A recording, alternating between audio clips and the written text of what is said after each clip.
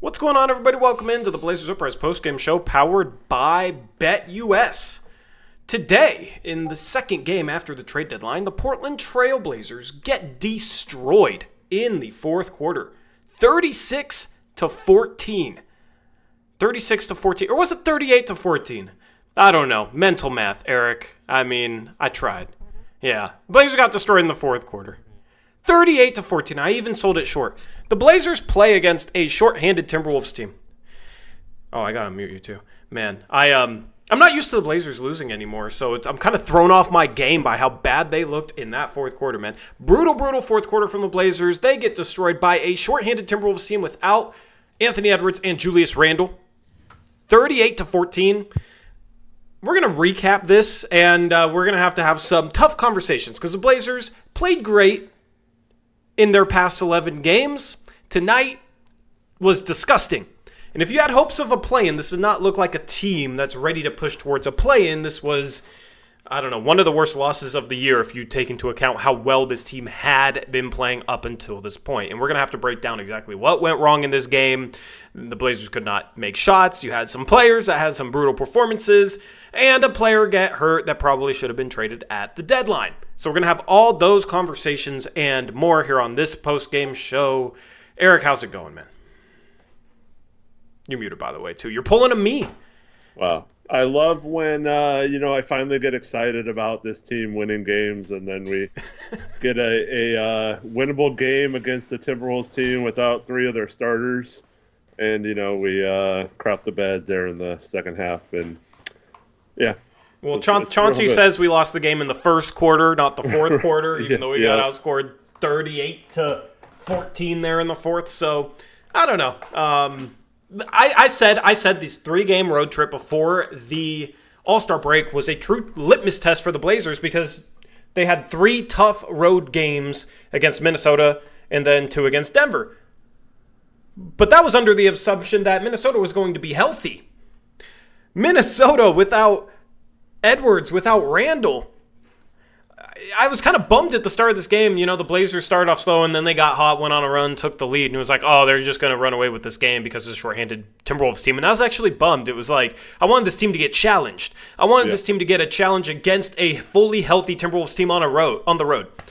Turns out they didn't even need to get challenged. They just completely fell apart. Anyway, and for those of you rooting for a play-in, and listen, I'm at the point where it's like, all right, yeah, cool. I hope these play-in teams lose and we're close and whatever and have some fun down the stretch.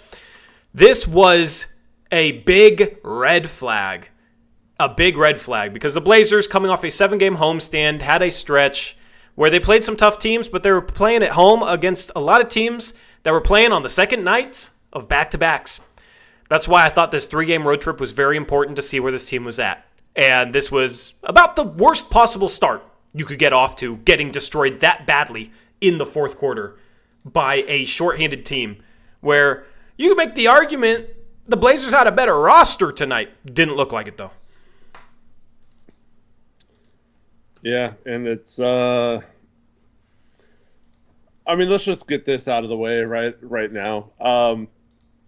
For those that missed our comments or whatever, or have been railing on our comments post-trade deadline, it is possible for a human being to both be excited about the way the team is playing, but also be concerned that we are not setting the team up for future success or to maximize this roster long-term. So those two can both happen at the same time.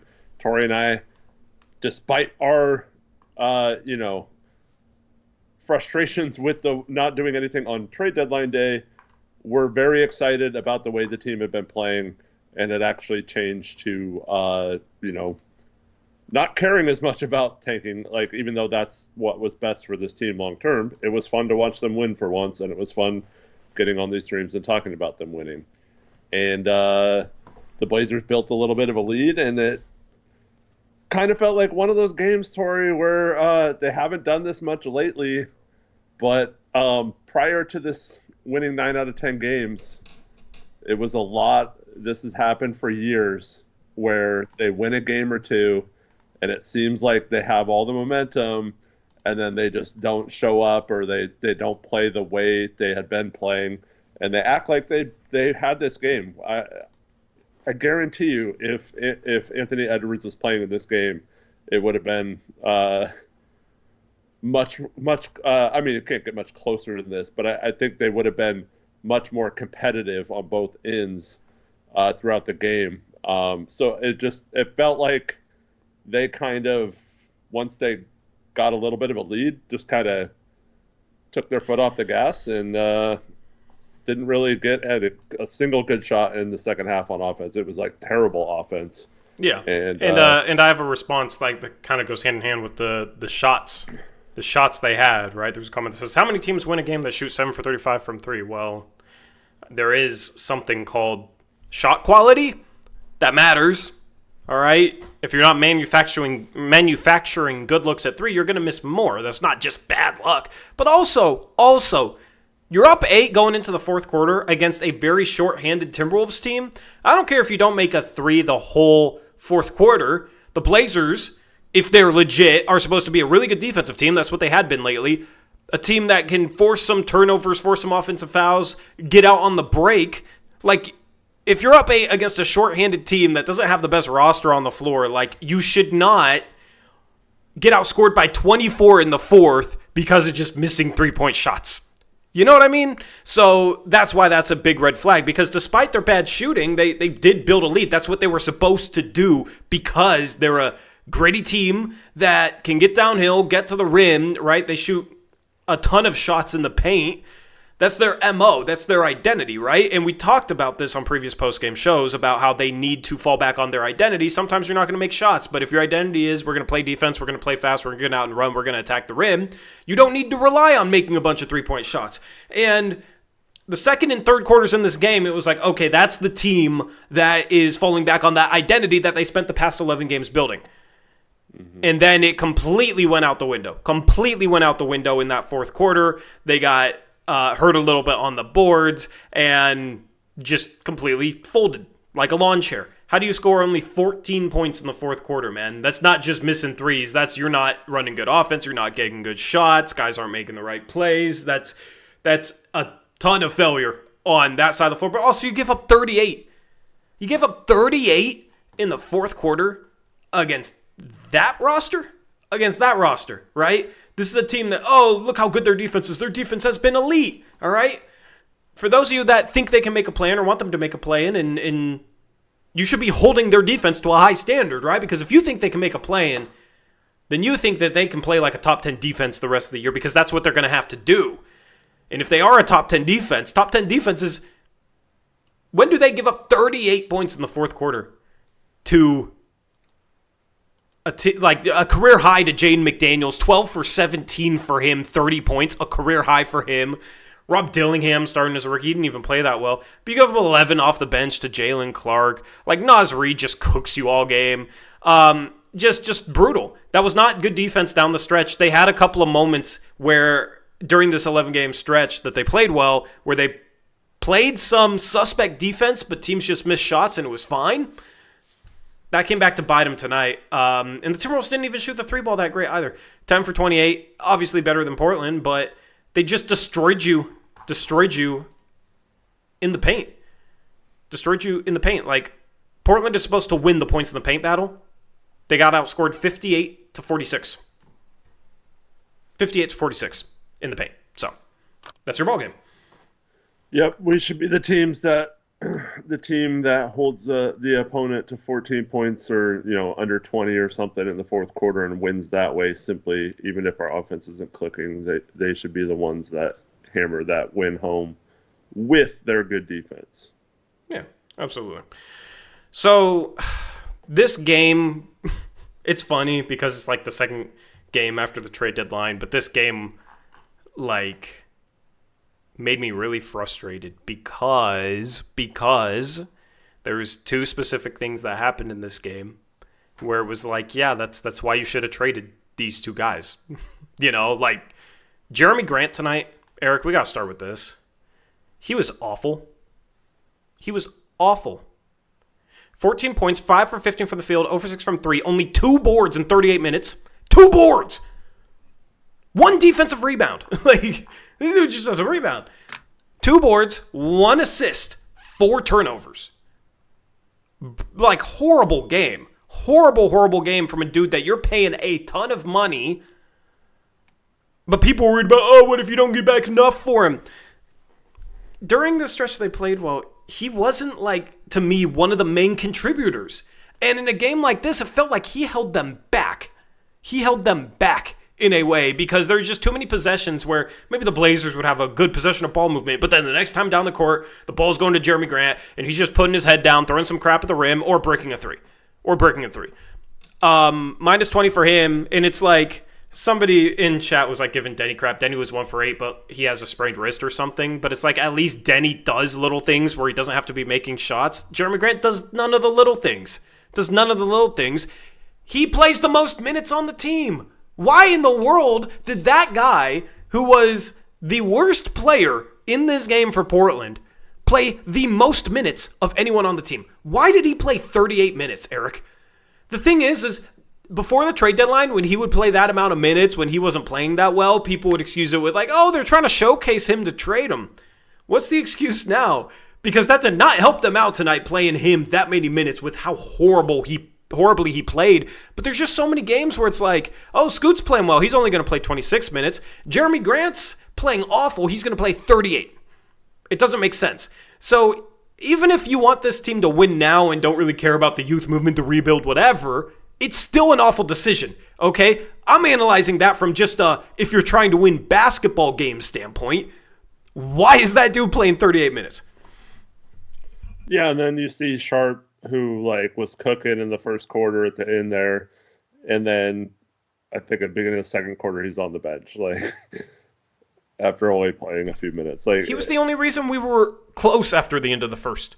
Yeah, and so I continue to be puzzled by the rotations, and I continue to just wonder why we're so reliant on someone who isn't matching that reliance on him. You know what I mean? Like, yeah, it doesn't make sense. This has been a constant thing under Chauncey, to rely on Jeremy to play these heavy minutes, and it also makes me wonder if he'd do better playing like less minutes, where like his drives would be crisper and stuff. Those 2 plays in a row where he got the ball in the corner on defense. I don't know if it was off a rebound or what, a steal or whatnot. He just threw that horrible pass to the middle, like that Jalen Clark picked off, and then he got the ball a couple of plays later, drove baseline and threw it right to a Timberwolves player. Like, dude, come on. It's so frustrating. And like, it's one thing he missed a bunch of shots, and that's also frustrating, but you know, like, that's more excusable. He had open shots, he took them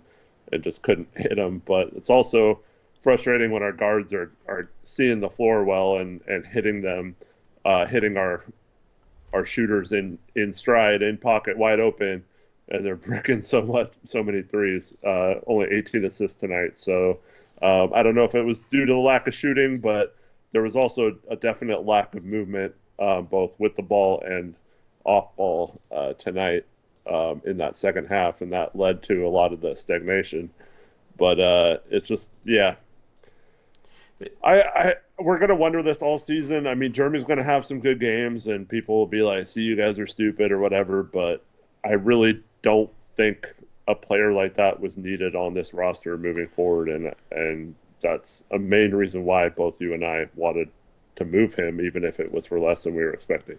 Yeah, I don't think he really fits our offense the way we want to try and play offense, and it feels like in a lot of games where he just can't make anything, it's like you're just taking the ball out of other guys' hands that should have it in their hands, right? Like Scoot should have the ball more, Shaden should have the ball more, especially in a game like this. Those guys were good, and no, you got Jeremy Grant. The ball's going to be in his hands so he can throw the ball to the defense down the stretch, you know? That's the type of stuff that frustrates me, and it's exactly why they should have moved off him, because I don't think he really helps this team towards their identity they've built. I feel like it doesn't really contribute a lot to the stretch of play they just had, and then tonight it felt like he kind of screwed this game up for this team. Now, I still think they lose even without him because you lost by 16. Other guys had some problems tonight, but it just doesn't feel like he's a main contributor, yet you're paying him like he is a main guy, and he's still on this roster. I can't believe he's still on this roster, Eric. I cannot believe it. Like, I'm watching him do this stuff down the stretch tonight, and it's just like, I cannot believe it's February 8th, 2025 past the trade deadline, and this dude is still here. So, I mean, you guys know how I feel about the trade deadline. Like, I truly believe Cronin has botched the entire Jeremy Grant situation, even if you think, oh, we couldn't have gotten anything back for him at this deadline. If that's true, then damn, that contract's looking really, really bad right about now, and Cronin screwed things up by holding on to him too long, asking for too much, and giving him that massive contract. So regardless of how you feel about what Grant could have been traded for at this deadline, I feel like for everyone, it has to be super frustrating watching him play the way he did in this game, knowing how much he's being paid, how much money, how much cap he takes up just to do this. And yet Chauncey's still sitting there playing him the most minutes out of anyone, which this is why I still am not bought in on Chauncey. Is like, why is he playing 38 minutes? It just does not make sense to me, right? And it's a lot of the situational game stuff that I question Chauncey with, where he's kind of robotic. It's like, this dude really struggled tonight. You're going to play him more than literally anyone. I do not understand that at all. So at the end of the day, it's just super frustrating he's still on this team, super frustrating that he's still in the starting lineup, because if you were going to make this what's the word? I always mess up this word. A meritocracy? Is that how you say it? Sure. I mean, this Blazer team doesn't know that word because it's not one. It's not one. If you're going to start your players based off merit, based on who's playing the best, who's playing the hardest, who's doing the little things, this and that, Jeremy Grant would not be in the starting lineup. Yeah, and this is why, I mean, we'll definitely talk about the article that you finally were able to read, Tori. You got a lot of crap for Jesus, dude. That was the dumbest stuff I've ever seen. So I had two things that kind of tie into that article. One, we're talking about the Jason Quick article, by the way. Yeah, so there was a Jason Quick article in which Chauncey recently sat Scoot down and been like, what the heck are you doing out there? And basically called him out, and Scoot was like, I don't know, Scoot agreed that he wasn't himself and needed to step up and all that stuff, which is good. And then he also said he had a meeting with the team and was like, Simons, what would you do if Ayton told you to do something and you, how would you react to that and stuff? Basically that telling them that they need to hold each other accountable and be okay with that. So my question is,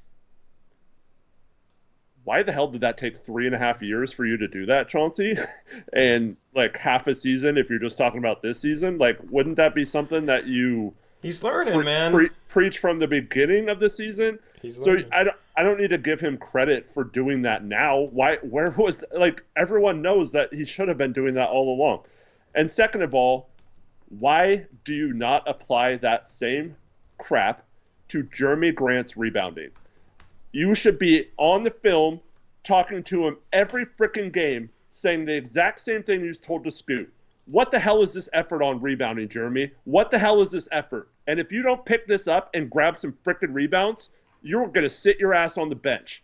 Instead, nope, you're going to play 38 minutes, and I won't bother you. You don't need to be held accountable, dude. Everyone else does, though. Great coaching. Yeah, I mean, that's the biggest problem, man, is apply it evenly. And I get it, he's doing it for Scoot, doing it for Shea, because those guys are the future. But I also think if you're trying to build an identity and a winning culture, you got to have veterans that contribute to that in a better way than Grant does with his lack of rebounding, the tunnel vision he has at times, right? He struggles getting through screens. I don't think he necessarily takes a bunch of plays off defensively or anything, but he does not rebound. He does not rebound, and that should be held accountable because there's really no excuse for it. He's 6'7" long and athletic. You should be able to go grab some boards. And that's the problem, is it's not held accountable, and his play is not held accountable. He played terribly today and was rewarded with 38 minutes. So I just don't think that's a good look for this team, and it's just frustrating to me that the young guys, sure, they're held to a higher standard because they're young, but at some point it's like Scoot has played better than Grant this year. Sharp has played better than Grant this year. Those guys, like Scoot is playing harder than Grant right now. So why is Grant in the starting lineup? Why is Grant playing all these minutes? I have a major issue with that. And it's part of the reason why it's like if you moved off him and didn't get anything back, what's wrong with that? Because we're not having this conversation then. The problem is we're going to have to continue having these conversations, continue talking about Jeremy Grant having games like this, continue talking about how he cannot rebound, and then we have to worry about, man, all right, so if he continues doing this stuff, how negative does his contract become? Because right now, I just feel like they're completely stuck with him at this point and waited too long to trade him. And it's just the biggest frustration because you should be talking about Scoot starting. And if Scoot struggles, but as long as he's like playing hard and trying and you lose games because of it, I can live with that because it's part of the growth curve. He's still barely 21 years old. He's still very young. So if he's going to have some more growing pains, struggles, maybe his play takes a little dip because, he's been shooting the 3-ball extremely hot, so maybe he starts to struggle there. Like, if that happens, fine. You lose games that way, fine. It's frustrating to lose games where Scoot and Sharp actually play pretty decently, but you got Jeremy Grant taking up 38 minutes and, like, costing the team this way. And then Ayton tonight, I mean, he had some plays where he actually hustled, which was nice to see, but he didn't really help. And it's like you're paying these guys $65 million and they're not really helping you. You got young guys stuck on the bench playing less and playing better. It's just backwards to me. Yeah, if it's like Tamani, Tamani's bringing it effort-wise, right? Like you don't have to worry about him. So like if coach is giving Chauncey or Tamani that. Like he's saying, "Oh, I'm going to start Tamani over you, Sharp." But that's one thing, right? Like that's completely different in my mind. But you can't hold certain players accountable and then give the most minutes to someone who obviously needs it. I'd be really frustrated if I was Sharp and Scoot right now. I would start to lose respect for my coach if that was the case. No matter how right he was with me personally, I would be like, okay, I've turned it around. If I'm Scoot, I'm busting my butt off on defense right now. I'm flying around. I'm doing a really good job of reading the passing lanes, and I'm playing really good defense. And this dude's how many minutes did Scoot play tonight? 26. 26. So this dude's still playing 12 minutes. I know they don't play the same position, but we talked about why that's the case. Yeah, you can move. Kamar's starting at the shooting guard because you're starting both Avdia and Grant, right? So then Ant's starting at the point guard. Like when Grant's out, Scoot starts. So in a way, Grant is taking minutes from Scoot because there's enough versatility on this team where you can go with different lineups.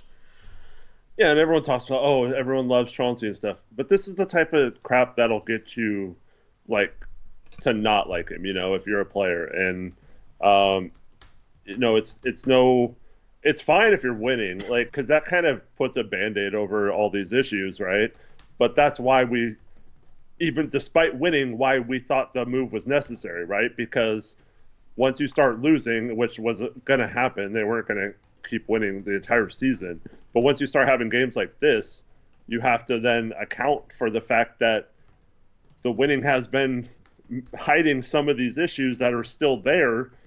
And the worst part about it is, I think you'll agree, Tori, I don't think those issues would be there if they would just clear the room for the guys to take over. And that's why I get frustrated with people who constantly say we're negative and stuff, is like, I'm right there with you, dude. Like, I believe in this young core more than I have in a long time, and I want to see them flourish, and I want to see them play, man, and I want this winning to be because they're taking a jump, which I think they could. And so tonight we're going to play Rob Will, and he played really good in the few minutes he played, right? Yep. But, like, we're going to play him over Klingon now? Like, just randomly? Well, now we were, and then he gets hurt. Yeah, now we're not because his knees. Yeah. Okay, so we gotta have this conversation right now, okay? Like, I really want to have this conversation, and some people might not like this conversation. Okay, first off, let me start it off with hopefully Robert Williams is all right. I feel for him with how injury prone he's been over his career and the injuries he's had to deal with. I really like his game. Well wishes go out to him. Hopefully it's nothing serious, okay? But the truth is, and we all know it, he's injury prone. He's dealt with a lot, and unfortunately, he is injury prone. His knees are not the best, right? And unfortunately, in Portland, he's not the first one to have bad knees here in Portland. Like, we know how this goes down, okay? So you had a team that wanted Robert Williams at the deadline. They were so desperate for a center, they traded a 2030 pick swap, a 2031 unprotected first, and Dalton Connect for a center that couldn't even pass a physical, and now that trade is nixed. And they're effed. And they're screwed. And I fully believe that they were willing to give up a somewhat lightly protected 2031 first and or Dalton Connect for Robert Williams at the deadline because they desperately needed a center. You had the perfect opportunity to sell Robert Williams for probably the most value you're ever going to get for him before he hits free agency in 2026. He's your third center on the team, and you didn't trade him, and now, 2 games later, he's already hurt. Like, why did you not just take their best offer? I mean, we talked about this before the deadline. He's healthy. He played in the game a few minutes before the deadline. That was risky, but he made it through the game, didn't get hurt. He probably would have passed the physical on Friday, right? And yep. You cannot count on that ever being the case again, right? Like, you have to assume that it's not going to be the case. That's the opposite of what happened with Malcolm Brogdon last year. We were worried that he wouldn't be able to pass the physical, but you had a guy that didn't even have a rotation spot on this team when healthy, and you had him healthy enough to get value for him. You had a team desperate for a center, and you still couldn't pull the trigger on it. That's really frustrating, man. Yeah, man. I mean, it's just asset mismanagement, and that's where, there's people out there that do not like any criticism for Cronin, right? We call them the cronies for a reason, because it's almost like a freaking cult, where all that context is true. All that context leads to he should have been dealt to the Lakers for whatever their best offer was, even if it was seconds. It's like, why do you need to hang on to him? He's injury prone. He's your third center. What's the plan there, right? And that's the whole question is like, what's the plan with this roster, this organization going forward? And you didn't deal him. Like, it's asset mismanagement. Jeremy Grant was mismanaged as an asset last offseason when the Blazers didn't take the best offer for him, which was also probably from the Lakers. And then they didn't do it with Robert Williams. And it's like, all right, I almost feel like the way the Robert Williams things gets settled is either we're a play-in team next year and, like, maybe he plays and I don't know what we do with Ayton, like, but then he hits free agency, probably maybe leaves. We don't get anything back, so what's the point long term? Like, or we just use him as filler salary this offseason, but you have other salary that you can use as filler salary this offseason for a trade. So I'm just completely baffled as to what the plan is. Just sitting on assets when you can get something back, especially assets where it's like they're risky to hang on to because they're injury prone and they're your third center. It doesn't make sense to hang on to them. It's just mismanagement, and that's where the frustration comes in with the mismanagement of assets.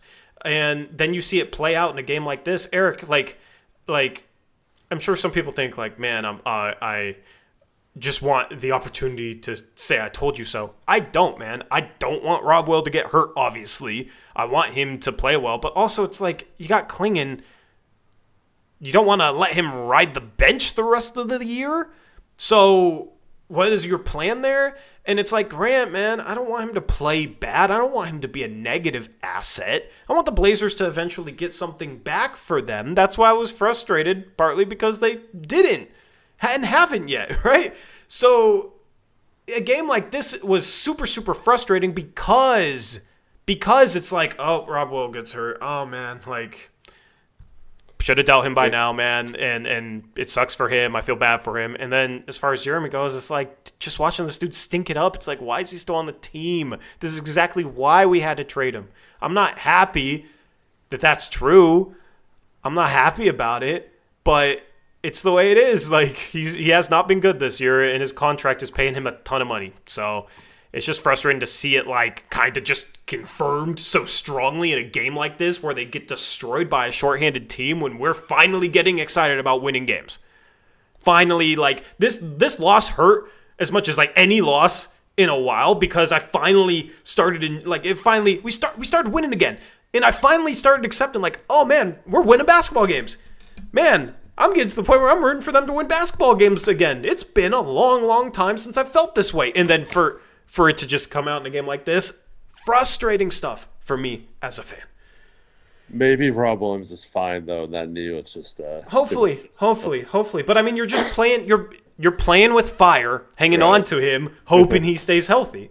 And it's just like, what's the long-term plan for him? What's the long-term plan for the center position? Is my question. And for those people that say, like, Cronin has a plan, just be patient. All right, can you guess as to what his plan at the center position is? Because it's tough to. Sorry, no. I mean, Cronin gave everyone, well, it was actually the reporter who phrased it, was that Fentress, that phrased it exactly, setting him up to say that he has a plan without saying he has a plan. And that's now the go-to, is that Cronin laid the foundation for trading Jeremy and Robert this summer, and you just have to wait to see what he does with those guys this summer, because he talked to teams and now has deals worked out that can't happen till this summer. So don't worry about it. I mean, I don't even feel a type of way about those comments, Eric. It's like, if they can trade Jeremy Grant in a trade that makes sense this summer, I'll be very happy about it. Okay, cool. Yeah. Like, if that's what you want to say, okay, cool. Whatever. But I just think the longer you go, the more he as an asset declines and potentially becomes negative. Malcolm Brogdon was an expiring last offseason, right? Because that's what that was in reference to, trading Brogdon for Avdija. He was just salary filler. The Blazers could have made that work with other salary. Mm-hmm. So, whatever. Ayton could be that way. That's why I wasn't mad about keeping Ayton. Yeah. And this is coming from somebody like, you guys know I don't like Ayton, right? I don't like it. But, like, I wasn't mad that we kept Ayton. I understood, like, okay, his contract's not good. Like, Klingon doesn't have to start yet. I think he should play every night for sure. And when he's playing well, plays some solid minutes. And you're going into next year with Ayton as an expiring contract that you can try and use in some trades. That's why I wasn't mad that we kept Ayton. And this is coming from somebody that does not self-admittedly does not like Ayton. But Jeremy Grant is not going to be expiring next offseason. He's going to have 3 years left on his deal. That is the problem. So that's why, like, the whole Denny Brogdon thing does not apply to Jeremy, because he's going to have 3 years left. He's not just going to be filler salary on an expiring contract. He's going to be a 3-year commitment to paying him like $30 to $35 million a year over the last 3 years. And here's the problem. Trading Jeremy in the offseason doesn't help our cap situation, because there's only projected to be one team under the cap, and that team's not going to want to trade for Jeremy Grant.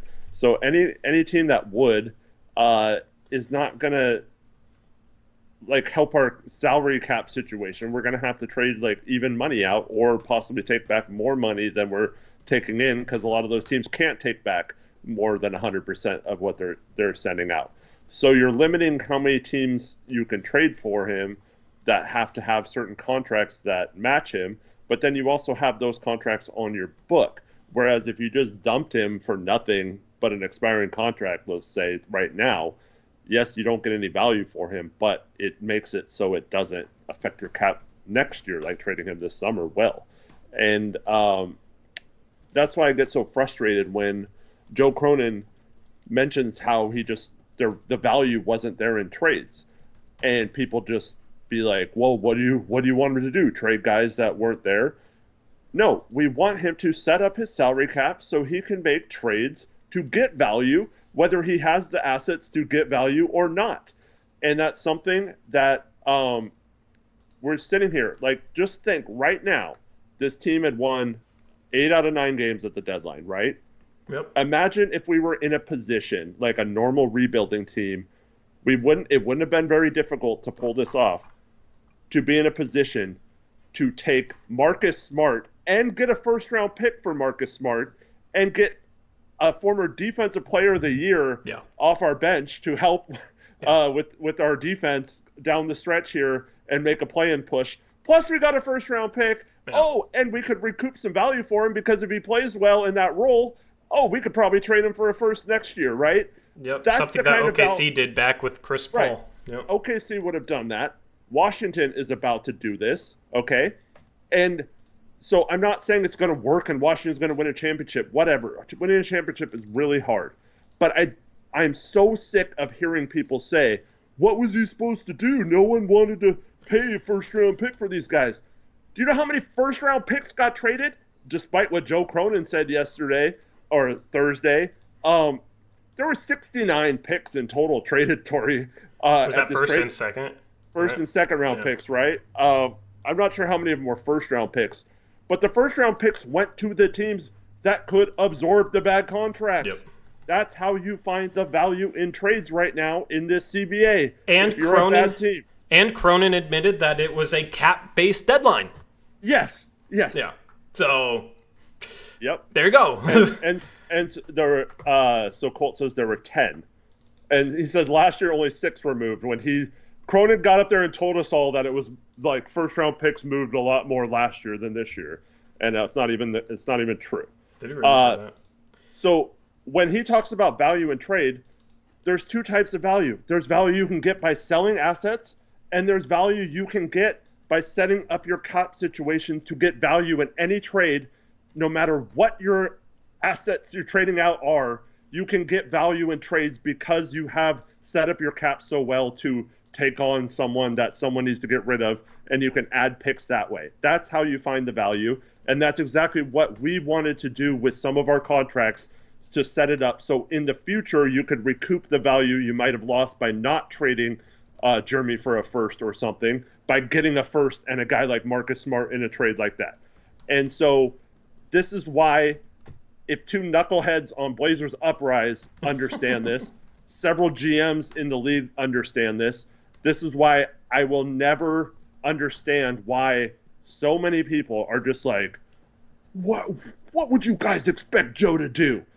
And like you mentioned, on contracts he gave these guys, players that he knows he has to trade when he traded for them, those type of things, right? And I'm just sick of it, because this guy just goes up there and tells us that he couldn't find value in trade when we're sitting here telling you how to get value in trade, and you guys still want to believe him that, just trades are hard. We tried. We came really close. We were super aggressive, blah, blah, blah. And then it's like... Yeah. And then we're the idiots, right? I mean, yeah. Listen. There's a lot of people that don't... I mean, I'll just call it what it is. There's a lot of people that don't like our opinions and hate us because they don't like our opinions, or the fact that we state them confidently and are critical of the organization, okay? It's just the way it is. And that's where some of this energy comes from. We did not necessarily plan on talking this much about the deadline this post-game stream. It's just this game played out in a specific way where it's just why did we do nothing at the deadline? It's one bad game, okay? But at the same time, you can't just ignore all context and say it's one bad game, look at the last 11, because I can say, okay, it's only 11 games, look at the entire season. Right? This team is 7 games below 500. So that's the thing. If you just want to cherry pick a sample, ignore a bigger sample and ignore a smaller sample just for this one good 11-game sample, you're kind of cherry picking. Right? And Cronin was correct when he spoke and said, this recent stretch of play didn't really change my thinking. I'm paraphrasing there, but that's basically what he said. He was not approaching this deadline changing his long-term plan because of 11 games, which is good. I actually really like that he said that, believe it or not. Or right? he said that because he didn't make a trade. I mean, but at the same time, it's okay, you can always try and parse it with different context. He said what was right, okay? He says a lot of things that was not right. His long-term plan should not be swayed by 11 games. Okay? Not at all. So it shouldn't be an excuse for inactivity at the same time, because from his own mouth, his long-term plan was not swayed by this 11-game sample. So that to me implies even if they continued to play very poorly over this past 11 games, he still wouldn't have done anything. Or he's just straight up lying. It's one of the two. Only one of the two can be possible. And, it's like this team was not going to keep this up, right? And I said, if they have good losses, like, okay, fine. If they lose 3 games, but, like, continue to play well, okay, fine. The thing is, you had some guys in this game, like, play well. That's cool. It's just frustrating that Jeremy Grant's still on the team. It's just frustrating that they didn't move Robert Williams. Those were the 2 guys where it's like, those are the 2 guys you trade, and then you're in a decent spot going forward. Even if you don't get back many assets, it's just baffling the way, like, he ties his own shoelaces together with the Grant contract, with keeping the contract, and then with, you got Robert Williams, and the Lakers were desperate. That was the perfect opportunity to sell him, and you didn't, because apparently you wanted an unprotected first for a guy that can't stay healthy. An unprotected first, really. All right, man. He's not much of an asset when he's injured. He's not much of an asset when he's not playing and he's a third center off the bench, and he's not going to be much of an asset if he leaves or gets hurt again. So if he leaves in 2026.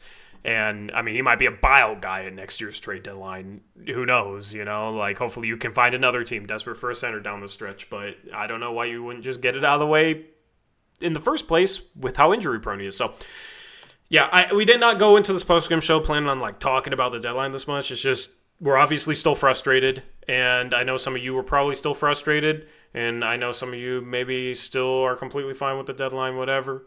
At the end of the day, as far as the basketball that was played tonight, it was pretty brutal down the stretch, and the Blazers still have some flaws. They still have some very serious flaws, and I don't believe this team is going to make a play-in. I think the odds are stacked against them. They're too far below 500.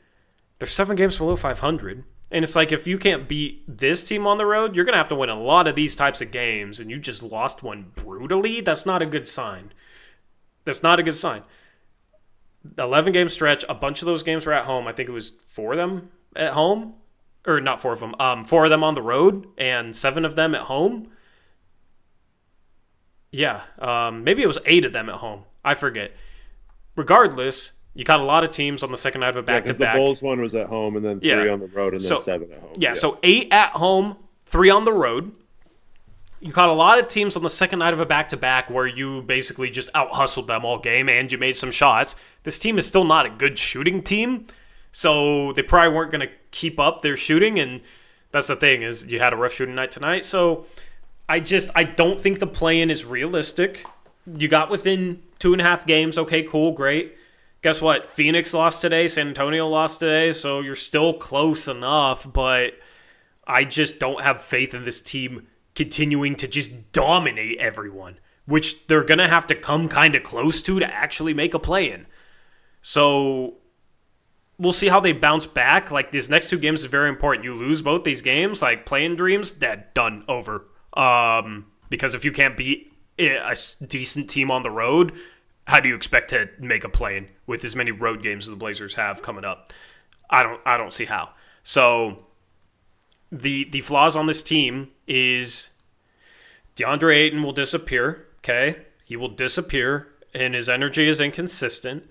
His energy, I think, was okay by his standards today. He just didn't really have much of an impact on the game and kind of got out physical down the stretch by Rudy Gobert. And then Jeremy Grant's not physical, so it's like those 2 guys, they lack physicality at the power forward and center positions that can kind of become a problem, right? And both those guys are very dependent upon making jump shots. DeAndre Ayton, it's mid-range, and then Grant, it's threes, right? He's shooting almost identical percentages from 2 and 3 for a reason. He sucks when he tries to shoot from 2. And Jeremy Grant doesn't do the little things, and that's a legitimate problem, right? So you got Kamara hustling his ass all over the court, drawing fouls, just consistently bringing it. That's why Tamani is one of the fan base's favorite players, because he consistently brings it. Denny is struggling with his wrist injury, so that definitely hurts because this team was really bad when Denny was out to injury, and when Denny's not himself, it really hurts the team because he's a really good player, and they've been relying on him during that 11-game stretch to provide offense, defense, rebounding, literally everything. So with him being hurt, it's a problem. He had a rough night tonight. And then Anthony Simons, like, you kind of become dependent upon somebody making shots when Denny doesn't have it going and Grant hasn't had it going all season. And Ant was 9 for 21 and 3 for 11. So that starting lineup in a game like this, like, showed its flaws. The thing is, the bench, Robert Williams was a plus 16 in 8 minutes, 3 for 5, 4 rebounds. He was having a huge impact on this game. Mm-hmm. Chris Murray, plus 15, right? Like, it was 3 for 4, made one of his 2 threes, had 9 points in 12 minutes. He had an impact on this game, right? Sharp, Scoot, both played good games off the bench. And the bench outplayed theirs. Now, their bench was pretty weak considering the guys they were missing, but the bench played better than the starting lineup. The bench played better than the starting lineup. The problem is with Denny struggling and Ant, like, is inconsistent in his ability to, like, get to the rim and make things happen at times. Like, they need other guys that can actually, like, put pressure on the rim, create for themselves, create for others. Grant this year is not that guy at all. Before, he could not create for others, but now he just can't get to the rim and can't do much.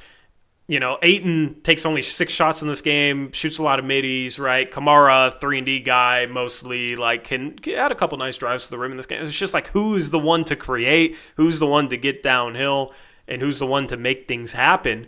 The reason why the Blazers, I think, during this 11-game stretch looked better with some of their bench lineups a lot of times was because you had more creation on the floor. Now, when Avdija has it going, you're fine in the starting lineup, but you're really reliant upon him. So when he doesn't have it going, you're kind of screwed. That's why the team looked awful before that 11-game stretch when he was hurt.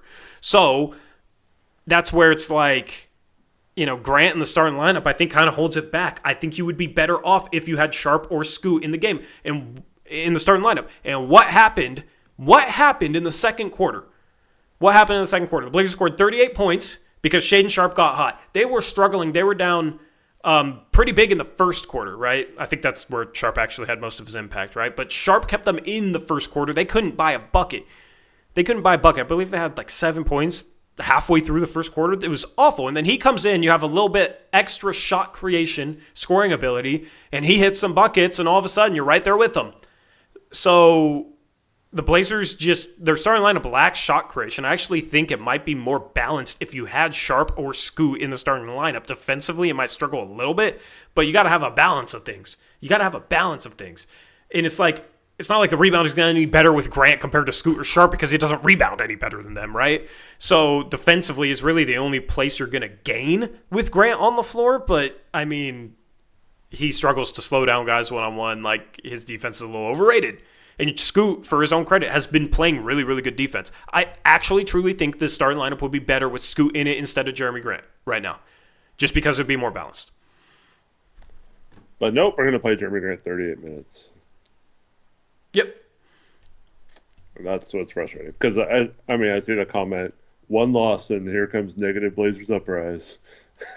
I mean, if you can't think for yourself and come up with your own opinions and disagree, then that's on you. Like, do better. Do better. That's the thing. You guys never focus on the point, so there's no point in taking you seriously. Anyway, like, do you agree with that take? What do you think? Yeah. I'm gonna go get something to drink too because my voice is. Yeah, it's been weird these last couple of years where, our defense hasn't been great until points of this year. It's been good, but our offense has fallen off the cliff these last couple of years. It was one of the worst offenses last year. So I do agree that we need that kind of balance, and I don't think it would really hurt that much if we had a more balanced starting lineup between offense and defense. These last 2 games, we've gotten off to a bad start, but prior in that wins, the good stretch, we'd actually been playing fairly well on offense at the beginning of the games, gotten off to some good starts. So, yeah. And I see some of you saying you want to take Anthony out of the starting lineup. totally get where you're coming from, even though you guys, it's funny that it's you two that are doing it. But the thing with that is it completely goes against what Tori was just saying, and that's that they need more scoring punch in the starting lineup, not less scoring punch. So I don't know. And then I also heard a couple of you guys when we were talking about Robert Williams saying, how do you know what they got offered in trades or whatever? And it's fine to keep saying that, to keep having that opinion, say that, keep repeating that over and over, but you're obviously not listening to a word we say when we say that, because if you did, you would understand that what we're talking about is having your cap set up to always be in a position to get value in trades and get those offers that will come no matter what you're sending out.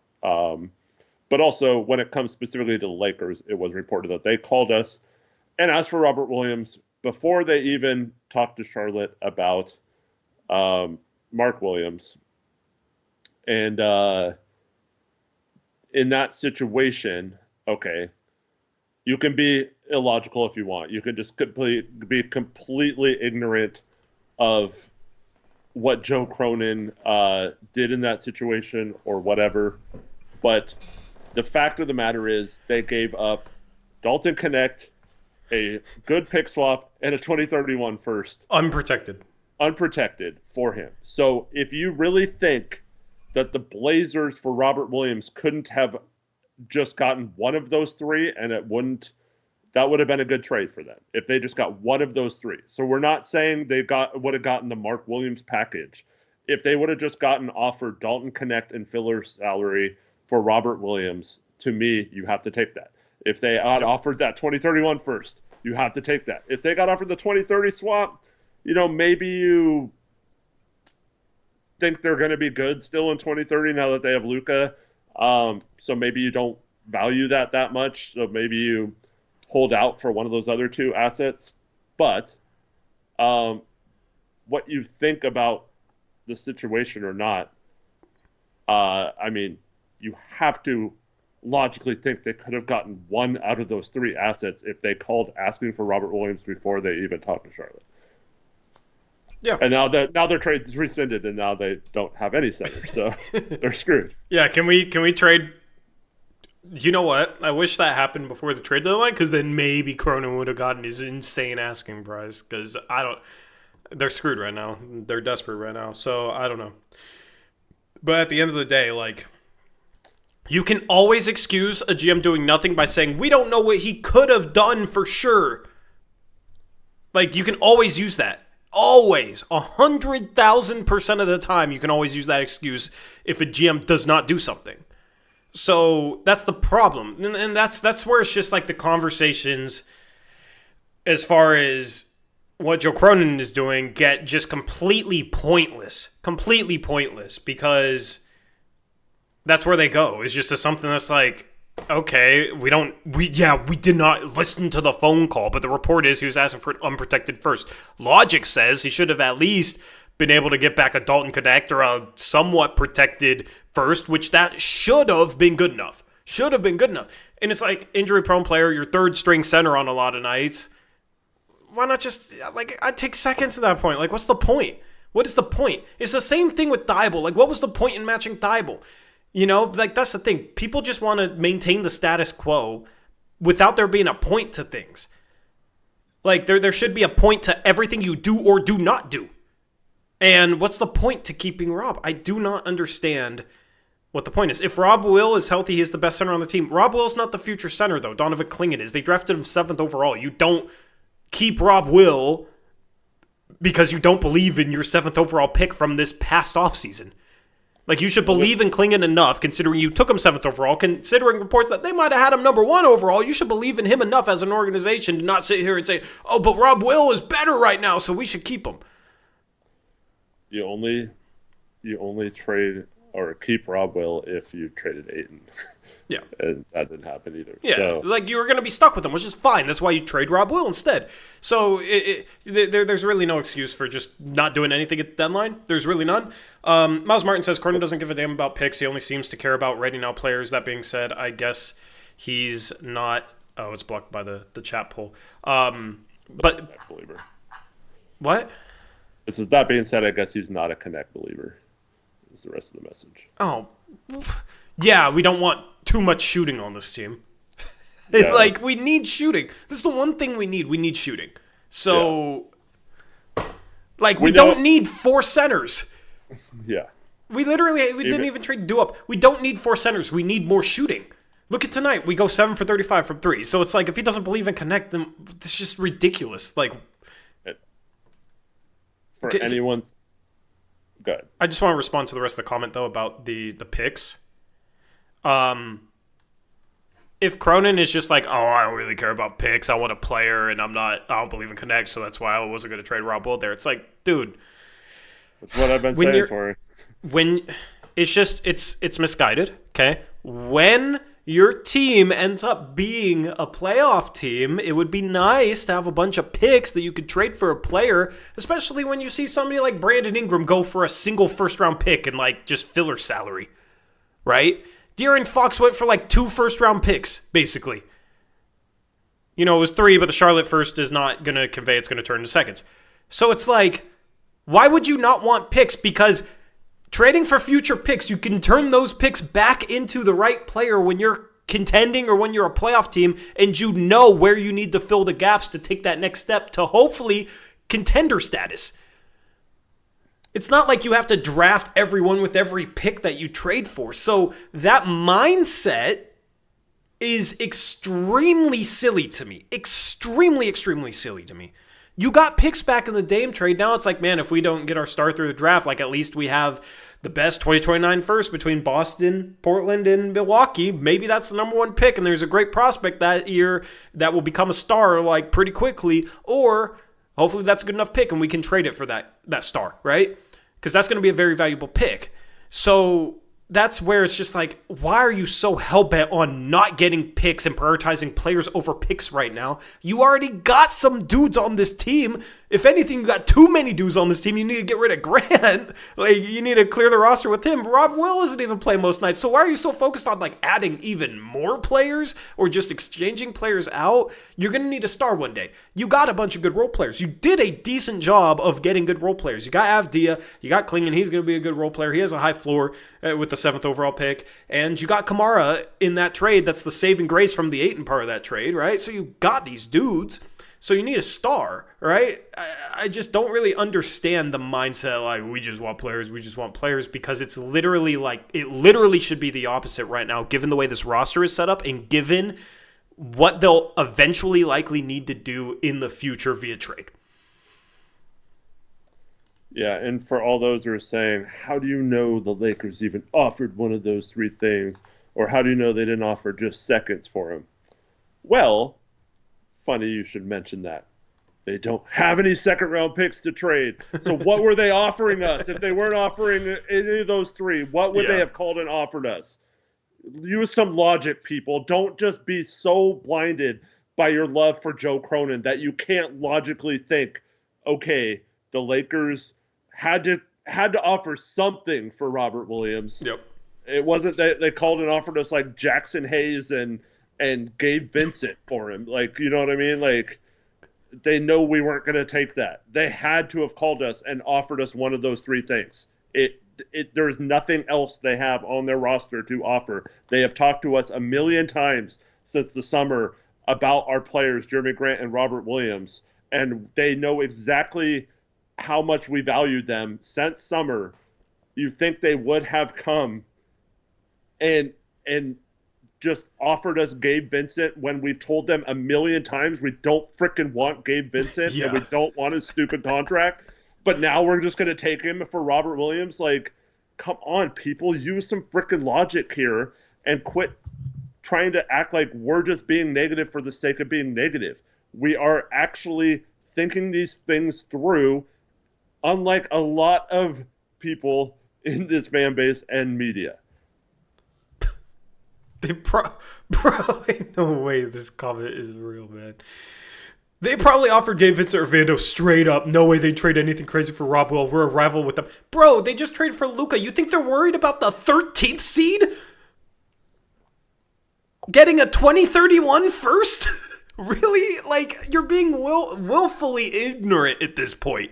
Like, you're just trying to find reasons. You're trying to find reasons to be illogical to defend it.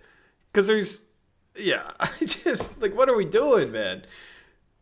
Yeah, the Lakers, they desperate for a center, but they could not trade us a 2031 first because we're their rival. They care so much about the 13th seeded Portland Trailblazers. Like that's ridiculous. That's one of the most ridiculous things I've ever heard.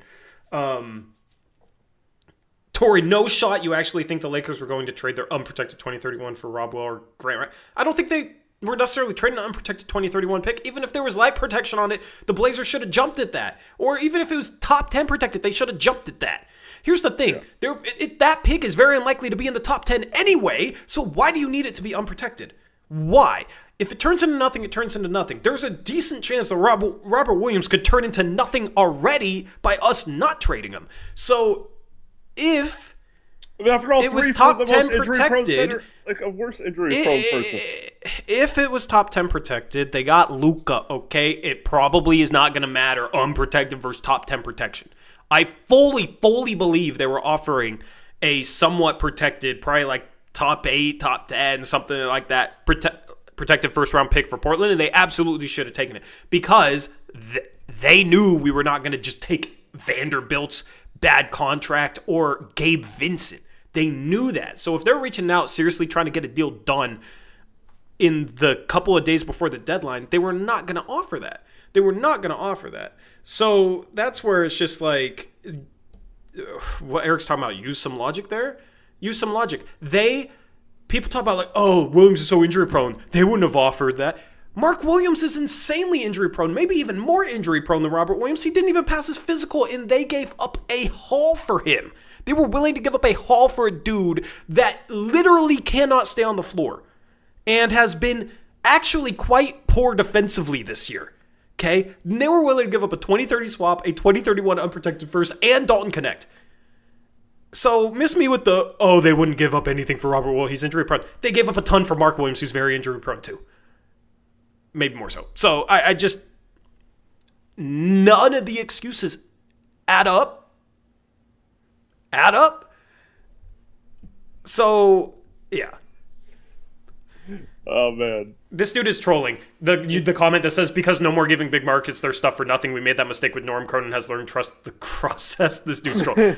Bro, we didn't. Trust the process. Oh, that's actually great. Kind of funny. That trust the process. I'm going to start using that. Thank you, Crony. I appreciate you, Crony. Yeah, I mean, even a lottery protected first round pick is more than we got back for Norm. And Norm, in my mind, probably should have had more value than Robert Williams. Look how well Norm's playing right now. So, yeah, it's not a good comparison. Yeah, Trevin. It's the same dude. Like, everybody that comes in with like trolley takes like that, if you made your account today, we're just gonna ban you. Okay? We need to start checking the dates, Eric. And anybody with any trolley ass opinion that they made the account today, it's definitely because they've been banned for some BS before and keep coming back because it's the same dude with the same. Like, he probably has 1 million YouTube accounts right now. It's embarrassing that he does this, but it's what he does because he likes attention, and we give it to him. But I do like trust the process, so at least he contributed today. Yeah. Have fun making your next account. That's a new one. I love it. Miles Martin, I like so Miles Martin like doesn't necessarily agree with a lot of stuff we say, but he explains himself, and I like that. Like, we don't set the bar high for people to disagree with us, and a lot of people don't mean it, but Miles does. He says, even if we disagree. He says Cronin was the interim GM, not just the next guy in line for the job. He did not want this job like other guys would kill for this job. He's just enjoying the comfy salary. I mean, even if that's true, like, you can still trade Robert Williams. You know what I mean? Like, you can still trade Robert Williams. Like, all right, enjoy the salary. You can hire people around you that can help you trade Robert Williams. There's a whole front office there, you know what I mean? So even if that's true, like, all right, ownership is stupid, you lucked out, you're one of 30 NBA GMs in the world, you're enjoying your salary, right? You got assistant GMs, just delegate it to them then, and enjoy your freaking salary. Be the fall guy for any weirdness that Burt Cold puts upon the organization, and you can take the blame, maybe even from us, because who knows how involved Burt Cold is. But you can still trade Rob Will.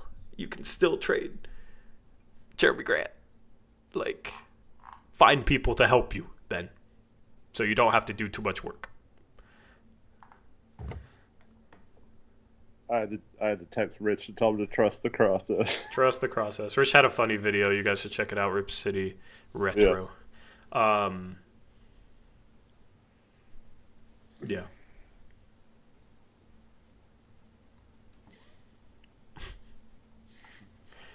I mean, at the end of the day, there's just people that will always believe like the Blazers can't actually get anything back for any asset they ever have. It's the same people saying that there was absolutely no good offers for the 3rd overall pick in the draft that we drafted Scoot, right? The same people that said 0 good offers for the 3rd pick are the same people saying 0 good offers for Robert Williams, are the same people who said 0 good offers for Norm Powell, are the same people who were saying 0 good offers for Jeremy Grant. It's the people that consistently, over and over and over again, act like the Blazers can't get a single good offer ever. And at some point, it's like, where does that stop? Where do you start saying, okay, that's one too many players that I've felt like we can get absolutely nothing for. Maybe it's something else? Like, at what point does that stop for you? Is my question to people that have had that take over and over and over and over and over again. At what point does that stop? And for the people that say, oh, I don't believe Robert Williams had any value, okay, then we're just going to ignore all the national writers that for months now have been saying several teams have been interested in Robert Williams. There was a market for him. 16 centers or something like that got traded? Well, 15 now that Mark Williams got rescinded. And I think it was Mark Stein who said that the Lakers called the Blazers before they did a deal with Mark Williams, for Mark Williams. So, I mean, if you just want to ignore all that information just to defend Joe Cronin, go ahead, dude. But us that can think for ourselves and do that, we'll just lean more on the side of he just didn't want to trade him. Yep. So, whatever. I'm sorry, I'm not trusting the process, Tori. I need to just trust it. Yeah. I just, like, we set the standard before the deadline of what it should be, and he didn't meet the standard. It's not like we sit here after the fact always choosing to criticize. It's, all right, this is what needs to happen. This is what should happen. I even said, if you get back second-round picks for Rob Will, fine. If you get an expiring contract back for Grant, fine. The bar was so low, and there's still people acting like the bar was not low enough.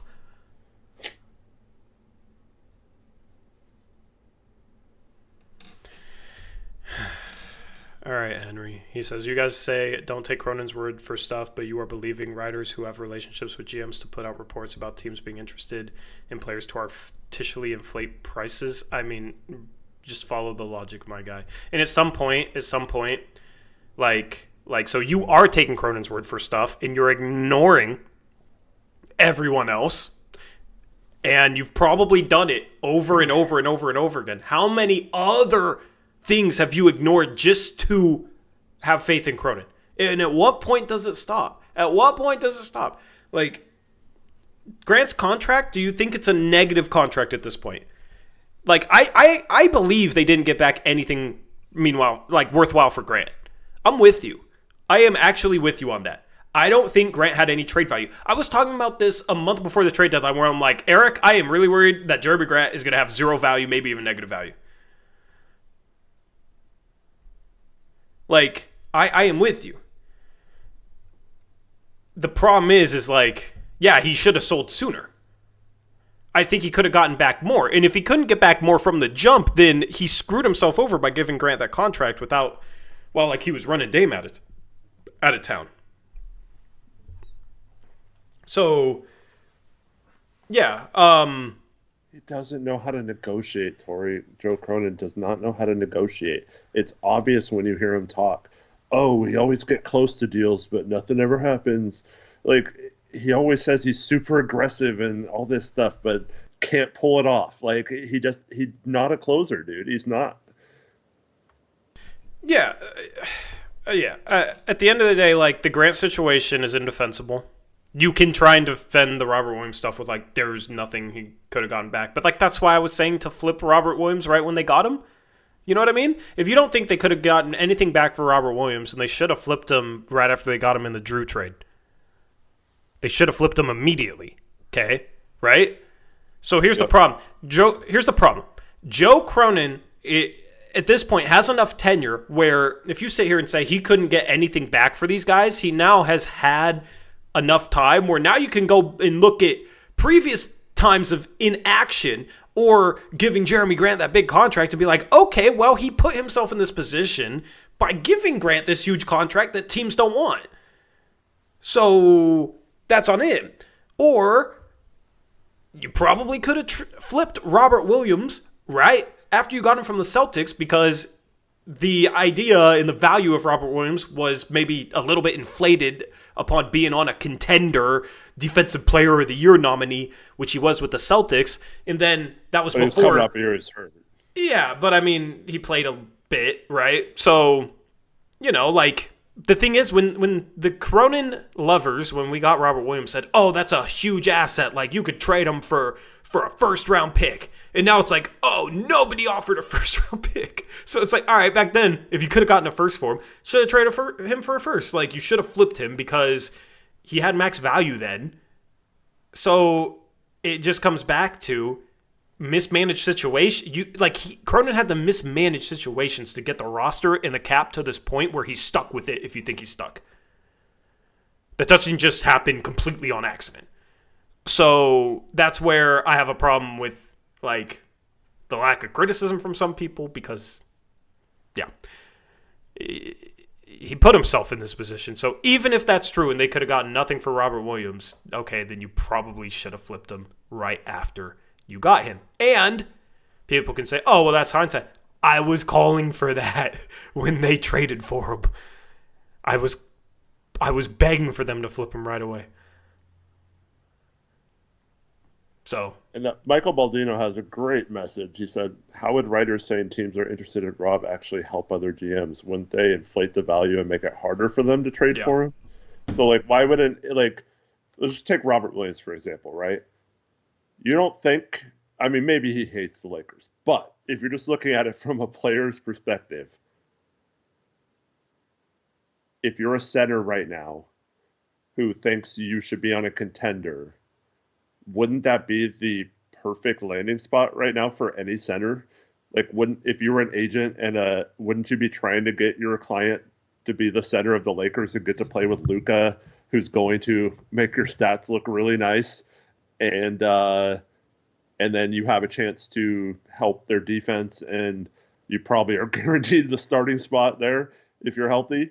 Like, wouldn't you want to get your guy to LA? So why would you leak that LA's interested in them and stuff? Come on, guys, like, make it make sense if you're gonna say stuff. Henry Thomas says, quote, other teams want Rob Williams, we should look into him, as if, like, you know, like that's what other teams would say. But I don't think other teams base what they want to do based on what other teams are rumored to be looking at. It's just a little too convoluted to me. So The thing is, you have sources on both sides. There's a lot of noise for one purpose or the other, okay? It's not like it's all one-sided, right? And you should not be acting like it is all one-sided, right? So, at the end of the day, the Lakers were desperate for a center. They traded 3 huge assets for a very injury-prone center that was not good defensively this year. He's young, so he has upside. And we're acting like the Blazers couldn't get back one of the 3 that they gave up for Mark Williams. I refuse to believe Robert Williams doesn't at least have a third of the value of Mark Williams. I fully believe Robert Williams has at least a third of the value of Mark Williams. Why didn't Phoenix hit us up about Rob Will? They might have, but all their picks kind of suck. So if the Blazers really wanted an unprotected first, Phoenix's are like the worst of 3 teams. So who knows? Maybe they did. I don't know. Right? But at the end of the day... I mean, reports are they did. Yeah. So at the end of the day, it's just like, find a way to sell him for peak value, whatever that looks like. And we can sit here and argue about what he might have gotten offered, but it's his job to find a way to trade a guy like that at this past deadline for the best value he can get. And so whatever that value is, the best value he could have gotten, it's his job to go find that value and make it happen. And if you're sitting here saying like repeatedly that he can't find any value for any assets he ever has, at some point you have to look within and say, what's the problem there? Why do we have all these assets that we cannot actually trade? And no team ever is willing to give up anything for. So it's like they valued Rob Williams when they got him in the Drew trade, it seemed like. So you should have cashed in on whatever you felt that value was before last season. Anyway, like, to recap this game, man, the Blazers, like, you guys know what reality is. They played well for 11 games. This game stunk. Okay, this fourth quarter was a disaster. Jeremy Grant was really bad. Jeremy Grant has been bad this year. Jeremy Grant continues to play heavy minutes, start, and played the most minutes despite playing bad today. Okay, so what happens going forward? The Blazers either bounce back and look like the team over the 11-game stretch over the next 2 games, which would then give me more confidence in this team post-deadline, maybe being able to be in playing conversations. But this 3-game sample was a true litmus test, okay? If they have another disaster in the next 2 games like this, then I'm starting to lean back towards like, yeah, they're still kind of a disaster. You know, they just had a good 11-game stretch. Because there's a much larger sample this season than 11 games of the Blazers being very bad. You take out those 11 games, they're 13-29, right? Like, they're still 7 games below 500 for a reason, right? Like, they had a really good 11-game stretch. For the better part of the season, they've been really bad. So what do you believe? This is why these 3 games, including this one, was a litmus test, because it's tough opponents. Well, the Timberwolves were supposed to be. They weren't. Tough opponents on the road. Oh, they were. They were anyway. They were anyway.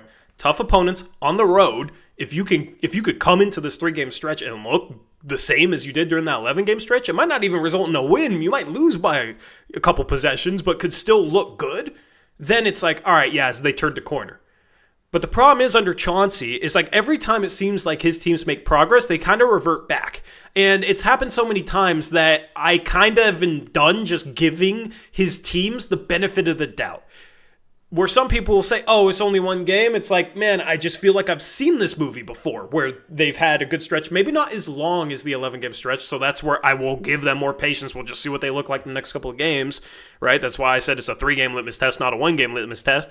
But it's just like, I've kind of seen that movie before. So I was very interested going into these games to see what they looked like. And to see how horrible they looked like in the fourth quarter tonight was not a good sign. But there's still 2 games left of the litmus test. There's still 2 games left.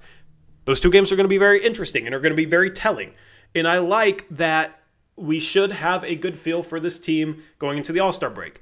Now, if they have one more game where they look terrible and lose by 20 against Denver and then they squeak out a win, like, I don't know how I'm feeling going into the All-Star break. So we'll see how these games go.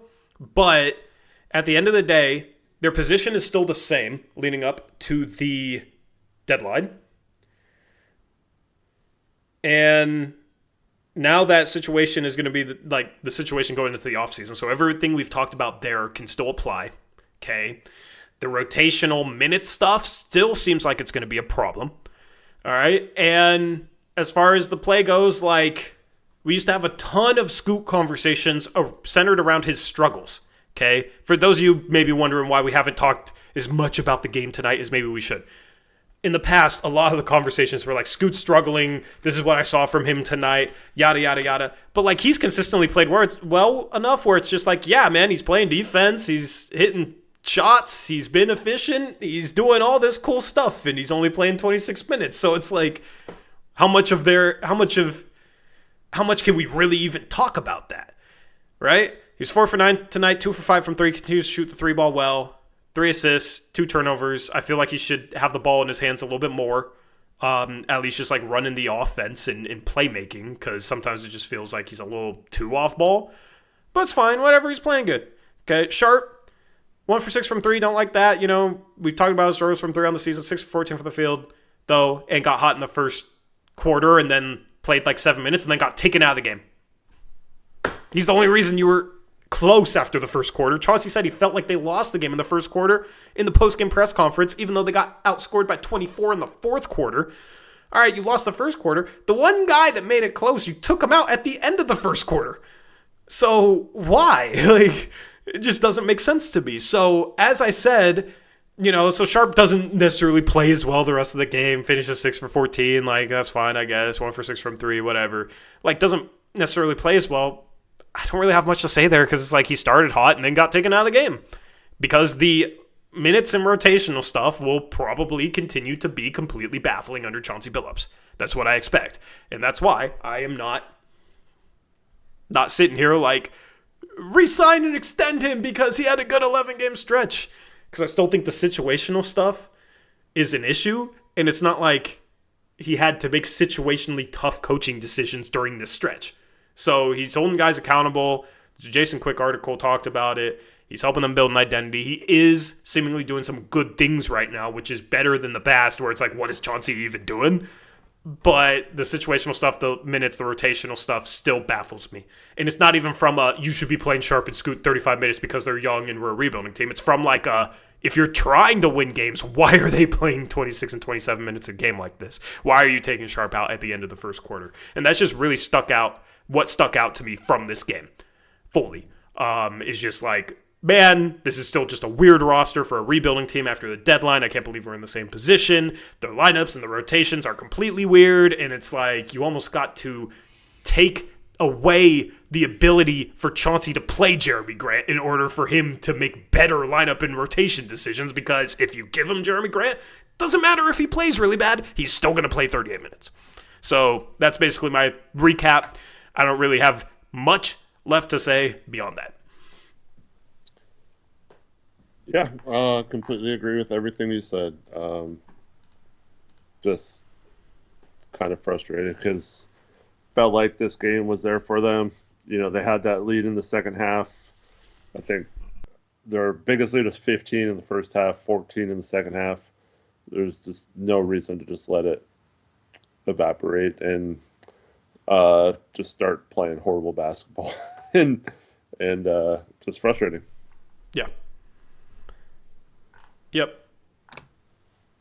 I just want to see these young guys play more. You guys know. I do. I understand Chauncey's decision to bring Sharp off the bench, though. Like, hearing it explain that quick article, like, I think I agree with that decision, but I don't agree with, like, not applying it enough elsewhere to other guys on the roster just so you can be consistent with your accountability. Mm-hmm. So that's the part that I disagree with Chauncey. Yeah. Scoot seemed to respond well to that. So I'm going to actually give Chauncey some credit in terms of trying to get the best out of those guys and hold those guys accountable and like trying to trying to make sure they don't just become scorers that don't play defense, that don't hustle, that don't play hard on that end. Because, Chauncey's seen a couple of guys during his time here. Norm was one of those guys, right? Like CJ had his moments. Ant tries harder than I think Norm did his final half season with us, and probably plays a little harder defensively than CJ. He's just a bad defender, and Chauncey definitely knows that.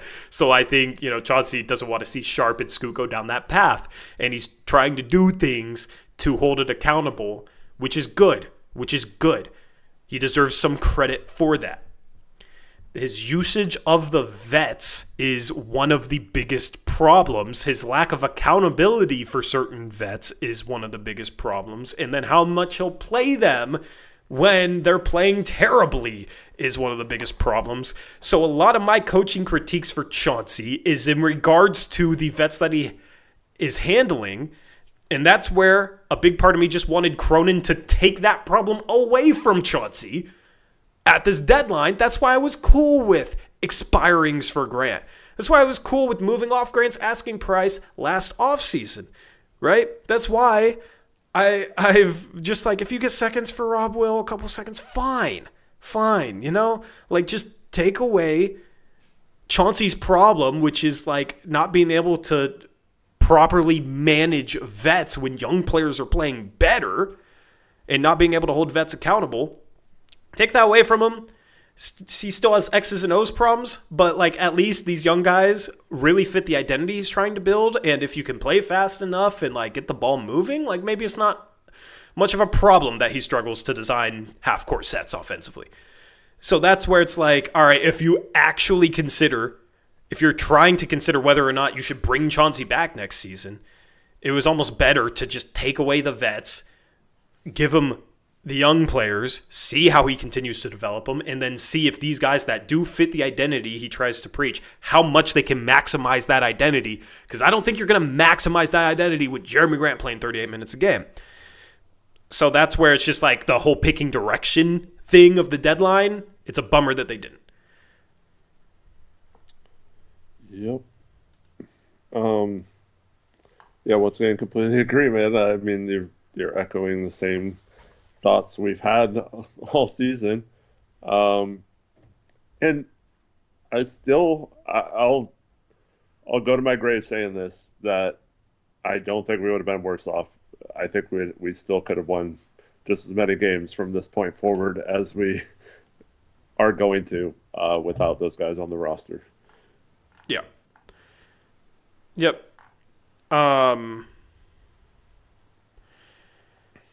Yeah. Absolutely. Player of the game poll, Anthony Simons wins it. There really was not a good option tonight. Yeah, pretty much. I mean, that's sad.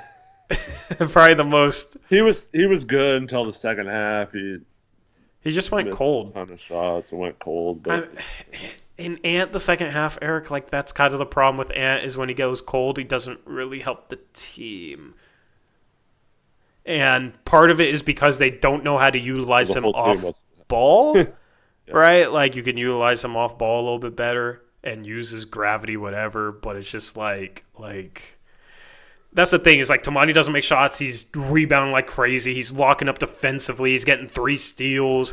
He's fouling out Sabonis. You know what I mean? He's doing all this stuff that's still contributing positively despite going 2 for 13.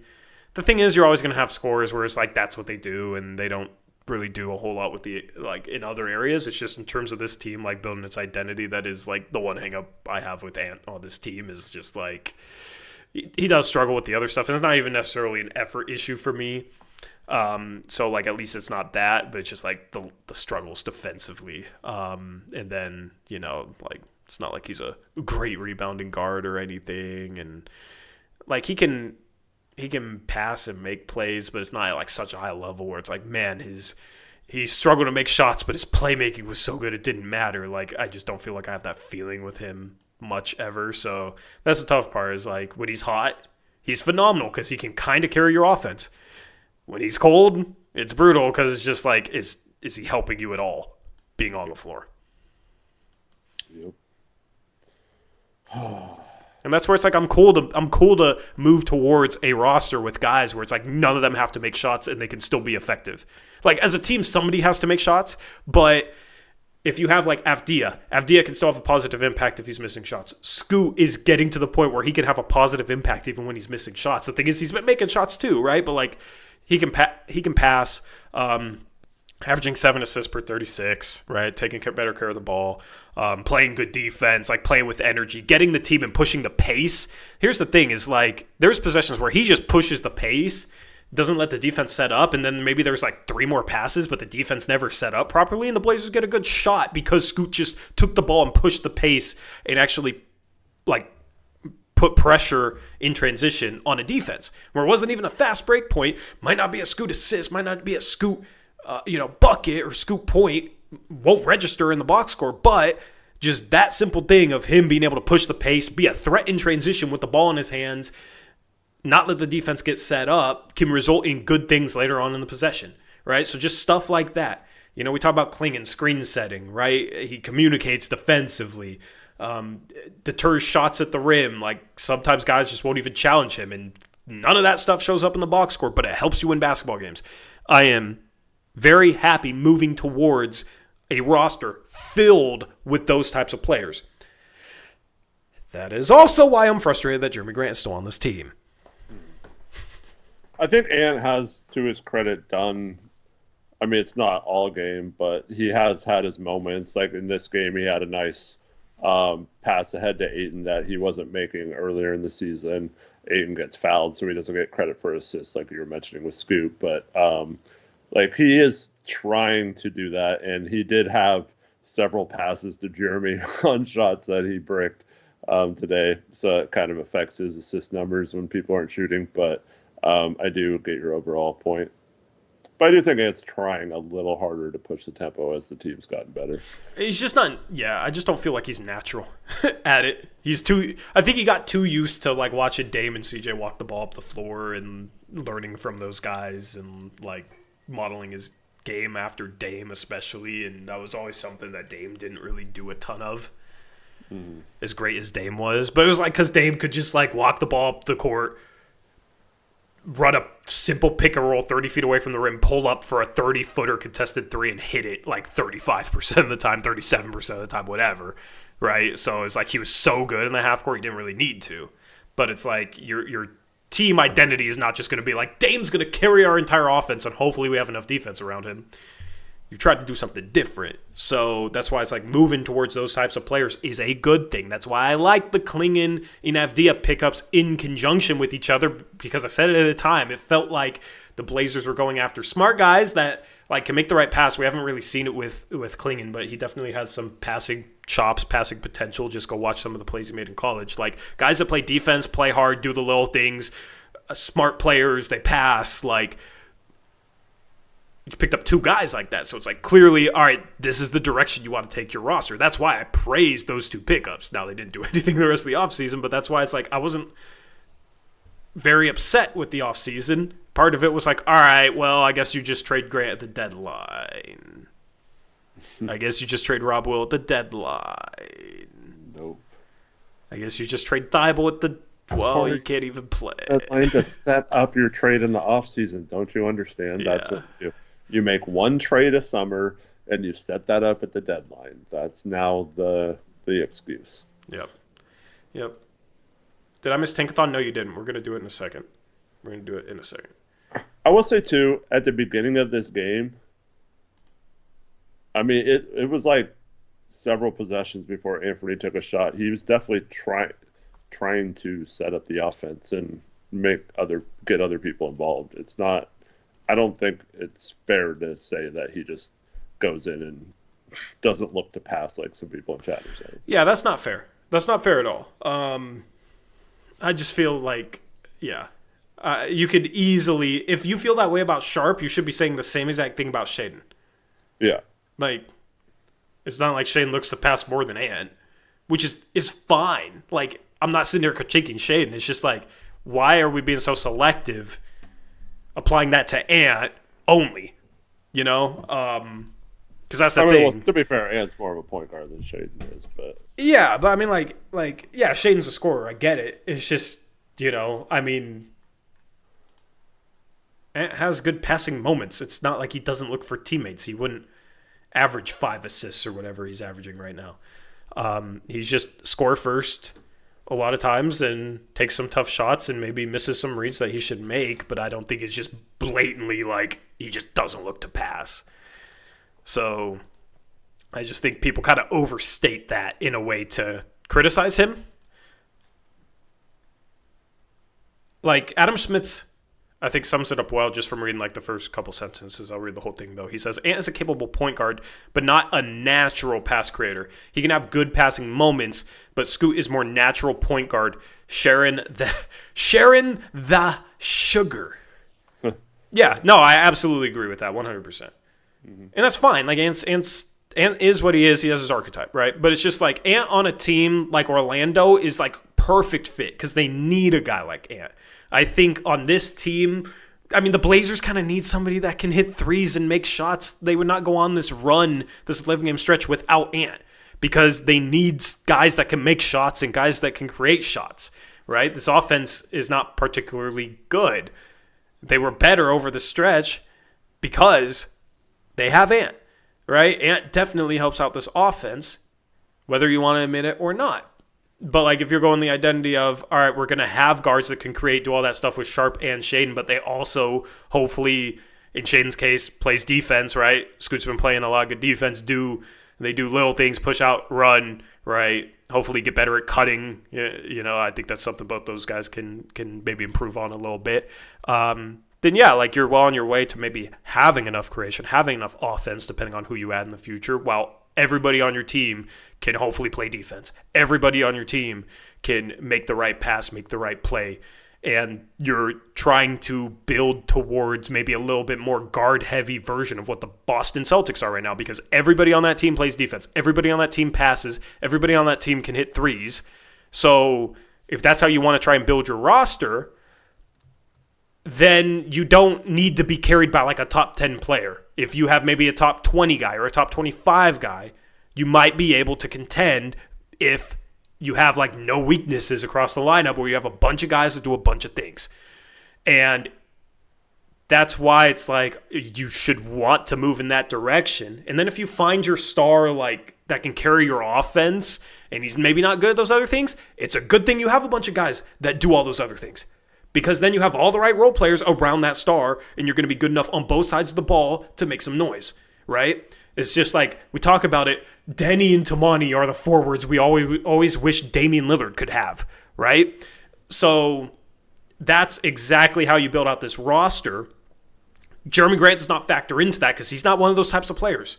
Anthony Simons, in my opinion, doesn't really factor into that, and he's in the way of like Sharp and Scoot. Sharp might not factor into that, but hopefully it's like Sharp can be a good enough scorer where if he still struggles defensively, maybe passing, like his scoring is maybe he's the best scoring option, number one option on the team and can kind of carry the offense, hopefully, if he doesn't get better at the other stuff. But he's still so young, it's like we don't know yet, right? Scoot, that's why I really love what he's doing right now because he's doing all that little stuff. So that's exactly how you build the team moving forward. And then if you don't get a good enough top player and you have all these really good role players, but you need that top guy, then you hopefully have accumulated enough assets, enough draft picks, which is why Cronin should not be against draft picks. Hopefully you have enough draft picks, draft capital to trade for a star that becomes available. Because if anything, the past like year or two, it's like, man, stars are going a little bit cheaper, it feels like. Slightly cheaper.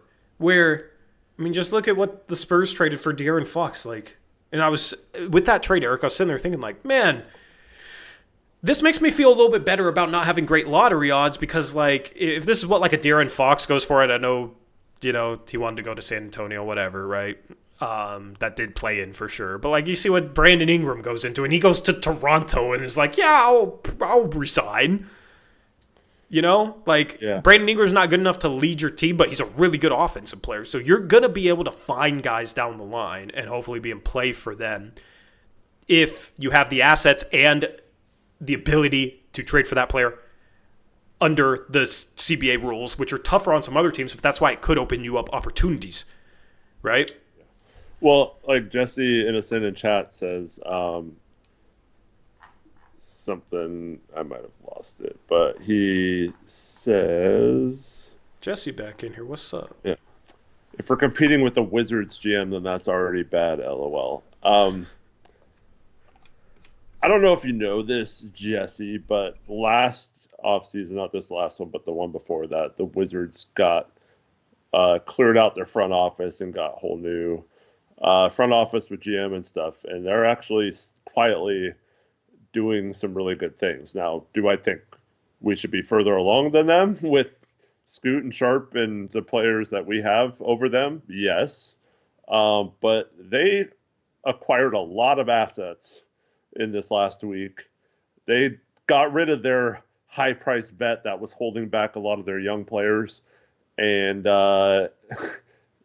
so they got something for them. Oh, wow. They're doing a lot of things right now that I think the Blazers should be doing to maximize their rebuild as well. So they still need their star. They obviously don't have it yet, but they're going to be right there with the best odds, or tied for the best odds to get Cooper Flagg, or if they don't get Cooper Flagg, could still get Harper as well.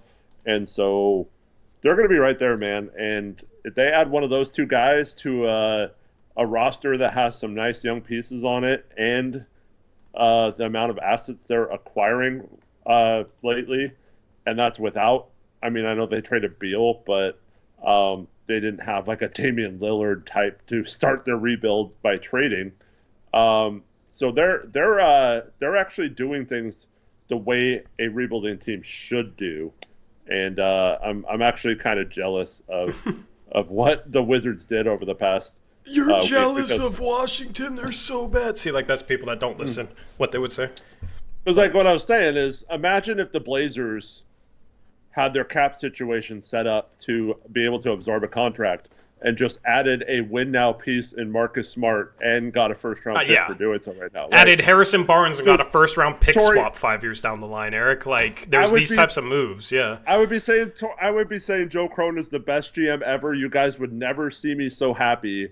I'd be over the moon ecstatic right now. Yeah. All these people that think I'm negative all the time, or you're negative all the time, it's because the Blazers have been, outside of winning 9 out of 10 games, they've given us nothing to be excited about. Dame scored 55 points in a freaking playoff game, and we lost the game. Like, why should I be excited about that? Like, yeah. I don't understand what I'm supposed to be over the moon happy about. Well, outside of winning 9 out of 10 games. Yeah, so we got to stop. We got to stop responding to the Reddit cult. This is what they want. Chat, if you don't know, like there's a little Reddit cult that despises us because like No, there's more.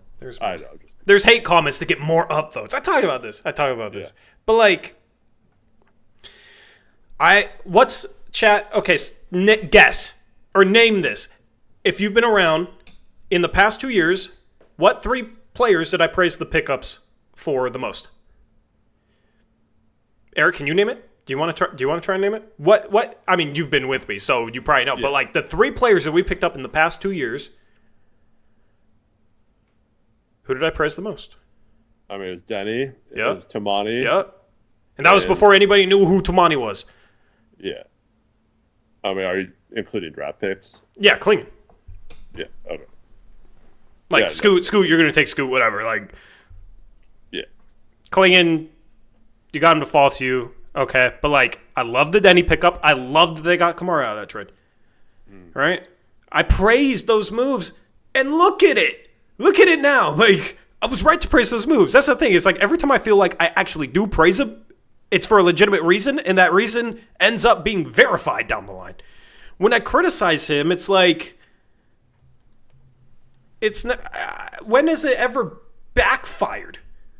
When has it ever been like, oh, see, that was silly to criticize for him. Look how well that played out for us when I didn't think it was going to. Like, well, Tori, we got 5 second-round picks. I criticize the GP2 pickup, and everybody's like, oh, why are you being so negative Okay, sure, fine. You got 5 second round picks, but that did not go well at all. You picked him up when he was injured, and then he says he wants to be here for the money. I criticized him saying that like that's not something you want to hear, and people were saying, okay. I said, why would you match Matisse Thybulle? There's no reason to. Look at it now. I say you want to flip Robert Williams right after you get him. Now it's like, oh, apparently he has no value according to Cronin defenders. All right, whatever. I kind of questioned the Jeremy contract, and I said you should have traded him last summer, even if you had to move off your asking price. You don't want to get caught playing hardball and then get stuck with him. Now, apparently, you can get nothing back from him, according to Cronin defenders. It's like all the critique stuff. I don't know. I feel like it's never been a situation, and maybe there's something I'm forgetting, but it's never been a situation where it's like, the criticism ended up being unwarranted. The Cam Reddish pickup, where everybody was saying he's going to break out for us and we're going to fix him. And I was like, no, he's completely meaningless. He's proven that he's not good. Oh, why are you so negative all the time? I hate you. You're so negative. But Thybulle in the first place instead of just keeping the second round picks we got. Yeah, it's just like time and time again. It's like, man, I don't think it ends up ever being unwarranted. And when I do actually praise him, it also proves to be something true. Like, I would put my track record up on analyzing the stuff that happens, like up against anyone's. And I don't even mean that to be cocky. It's just like if there was times where the criticism ended up looking very foolish in the end, let me know. Because listen, there should... Okay, go ahead. What was it? Tori, you hated Justice Winslow, and if I recall, we were one of the best teams in the league until he got hurt. And then didn't play again, and then the wheels fell off. If he would have just stayed healthy, I think he would have been dead wrong. Derrick Jones Jr., that was the one, that was like the worst critique of mine because I was not aware enough about how he was a good defender. I thought he was like a mediocre defender to bad defender. But also, I was right about him not being a good fit here because Stotts just parked him in the corner, and then when he didn't make enough threes, stopped playing him and said, our defense is 29th with him and 29th without him. So that was kind of part of the point where I said he's a terrible fit here. You guys remember that quote? You remember that story? This is like 5 years ago. But Stotts did park him in the corner and then stopped playing him when he couldn't make enough threes, and then basically said, like, yeah, he doesn't help our defense. And Blazers did pick up someone today, City Sissoko. They signed to a two-way. They dumped Taze Moore. I don't know if they'll keep him on the remix or not. Sergey says Dame trade. Okay, my criticism of the Dame trade. City Sissoko was a good pickup, by the way. Oh, look, that's praise. All right. The Dame trade? What were my criticisms? My criticisms were I'm not an Ayton believer, and his contract's bad. Okay? I think we could all agree now that his contract's bad. I praised the Tamani part of that pickup. That was right. Okay. And the draft pick capital, I said, like, it is what it is, right? Like, we all know what the draft pick capital is, so whatever. Like, you can argue should have got more, should have got less, whatever. But the Drew part of the flip, everybody was heads over heels, and I was saying, like, all right, you got the 14th pick. You got Boston 2029 first. It's probably going to be pretty bad. For Drew Holiday, yeah, you got Robert Williams, yeah, you got Malcolm Brogdon, but then they traded Malcolm Brogdon for Malcolm Brogdon had no value in the Wizards trade. He was just salary filler, so you didn't get anything back for him. And now apparently Rob Will has no value, so basically you traded Drew for the 14th pick. And at the time, it was Golden State, thought the pick was going to be a little worse. Okay, fine. And a 2029 Boston first, it's probably going to be in the late 20s, maybe mid-20s, is... So at the time, it was like, all right, you get 2 mid to late first-round picks for Drew Holiday. It didn't feel like enough. And then he goes and wins him a championship. And it's like Rob Will and Malcolm Brogdon apparently have no value. And that was kind of the point I made with the Drew Holiday trade. So I don't know where that's wrong, because now people are saying Rob Will has no value.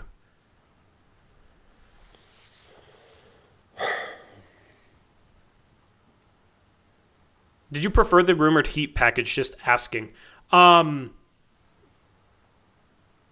thought it was like equal-ish to the Heat package. Tyler Herro's an all-star now, whether you want to admit it or not, okay?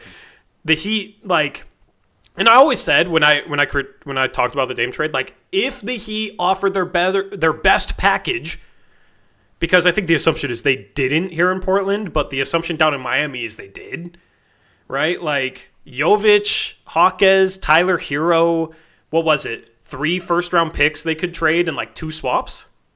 So an all-star, 3 first-round picks and 2 swaps, is that, and Jovic and Hawkes, like, I thought that was maybe better than the Dame trade. What'd you get out of the Dame trade? You got Kamara, who's a 52nd pick. You passed on him for Ryan Rupert. Okay. You got Ayton's negative contract, and you got 1 first-round pick, 2 swaps. So you still got the same amount of swaps, but you got 1 first-round pick. And then you got 2 more first-round picks out of it. I think they were pretty much comparable. But it's the best package the Heat could give up. If they weren't offering their best package, then like, yeah, the Bucks package is definitely better. So that's kind of the point that would get lost. Like, I do think it's comparable. Tyler Hero is an all-star right now, so that's already like a better player than, you know, that's a good player that you passed up on, and you might have been able to get similar draft capital. So. Yeah, as for Sissoko, that's the exact type of player you want to add on a 2-way over like a Justin Minaya type. And who knows? Like he could never pan out. He could just flame out of the NBA. But it's still a good pickup because it's someone that has had some potential. He's got some ties to Scoot. He is still young enough and has a good frame, has done a few things that could maybe show that he has a little bit of potential. And then, so those are the kind of guys you want to take a chance on with the 2-way. So I like it. But, I mean, the chances of him turning into anything, I think, would be small at this point. Yep. But that's why you just take a risk. And if it doesn't turn out, then you do the same with a City Sissoko type player next year. You do the same thing, and that's how I would use the 2-way position. So I like it. City Sissoko is the type of player that I like to take a flyer on for 2-ways instead of like 27-year-olds. Yep. So nice pickup. Like, yeah, nice pickup for sure. Which doesn't excuse not trading anyone. It's completely different. It's still a 2-way. Yeah, exactly. Bouquet says Hero and Ant would have been atrocious. Yeah, but I just mean like if you're having a conversation in terms of value, because then obviously you like figure something out. And here's the we're atrocious last year anyway. So yeah, like you figure it out, right? Like just if you're talking value, I do still think the value was comparable. Now, here's the thing that people said about the Heat is like, oh, they're still gonna be like good, which like. I guess if you have Pat Riley, but I mean, where are they at right now? You know, like, I don't know. I do think it's debatable who's better in 2029 between Milwaukee and the Heat. Now, I do have confidence in the Milwaukee pick. I do like that we have the best of 3 teams. That year's going to be fun, Eric. I'm looking forward to that year. It's 4 years from now, but, you know. Remember Tagathon last year when we had a second pick at times? Yeah. See, I'm bummed that we don't have another pick in this draft. Like,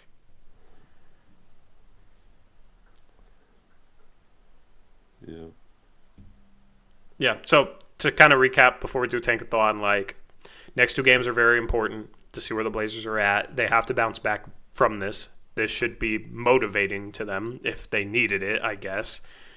You're going up to Denver. It's in altitude. It's going to be tough games. They've been playing some great basketball. They're 15 games above 500. Denver, let me just look at like what they've done recently. Denver has won 6 in a row. So you just got your 6-game winning streak ended. Now you're going to go up against a team with a 6-game winning streak. And you're either going to snap it or you're going to lose both. Okay? So Denver is legit. Nikola Jokic is having one of the greatest seasons ever. And if you look at their last, like, since January 8th, they've lost 4 times. So in the past month, they've lost 4 times. They've won 14 games. So they're 14-4 in the past month. They are 18-6 since December 28th. 18-6. Okay. This is going to be an extremely difficult game. They've won 5 games in a row at home as well. Yeah, you're in for a tough one. But you win one of these games, that'll be nice to see. It'll be a really good win. Maybe, given how well they're playing, the best win of the year. And if you get close losses where you play well, like, okay, that's a lot better than whatever the hell happened tonight. Yeah. So that's how I view these upcoming games. Let's do Tankathon. Let's wrap up the stream.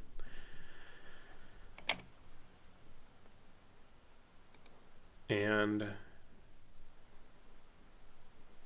yeah.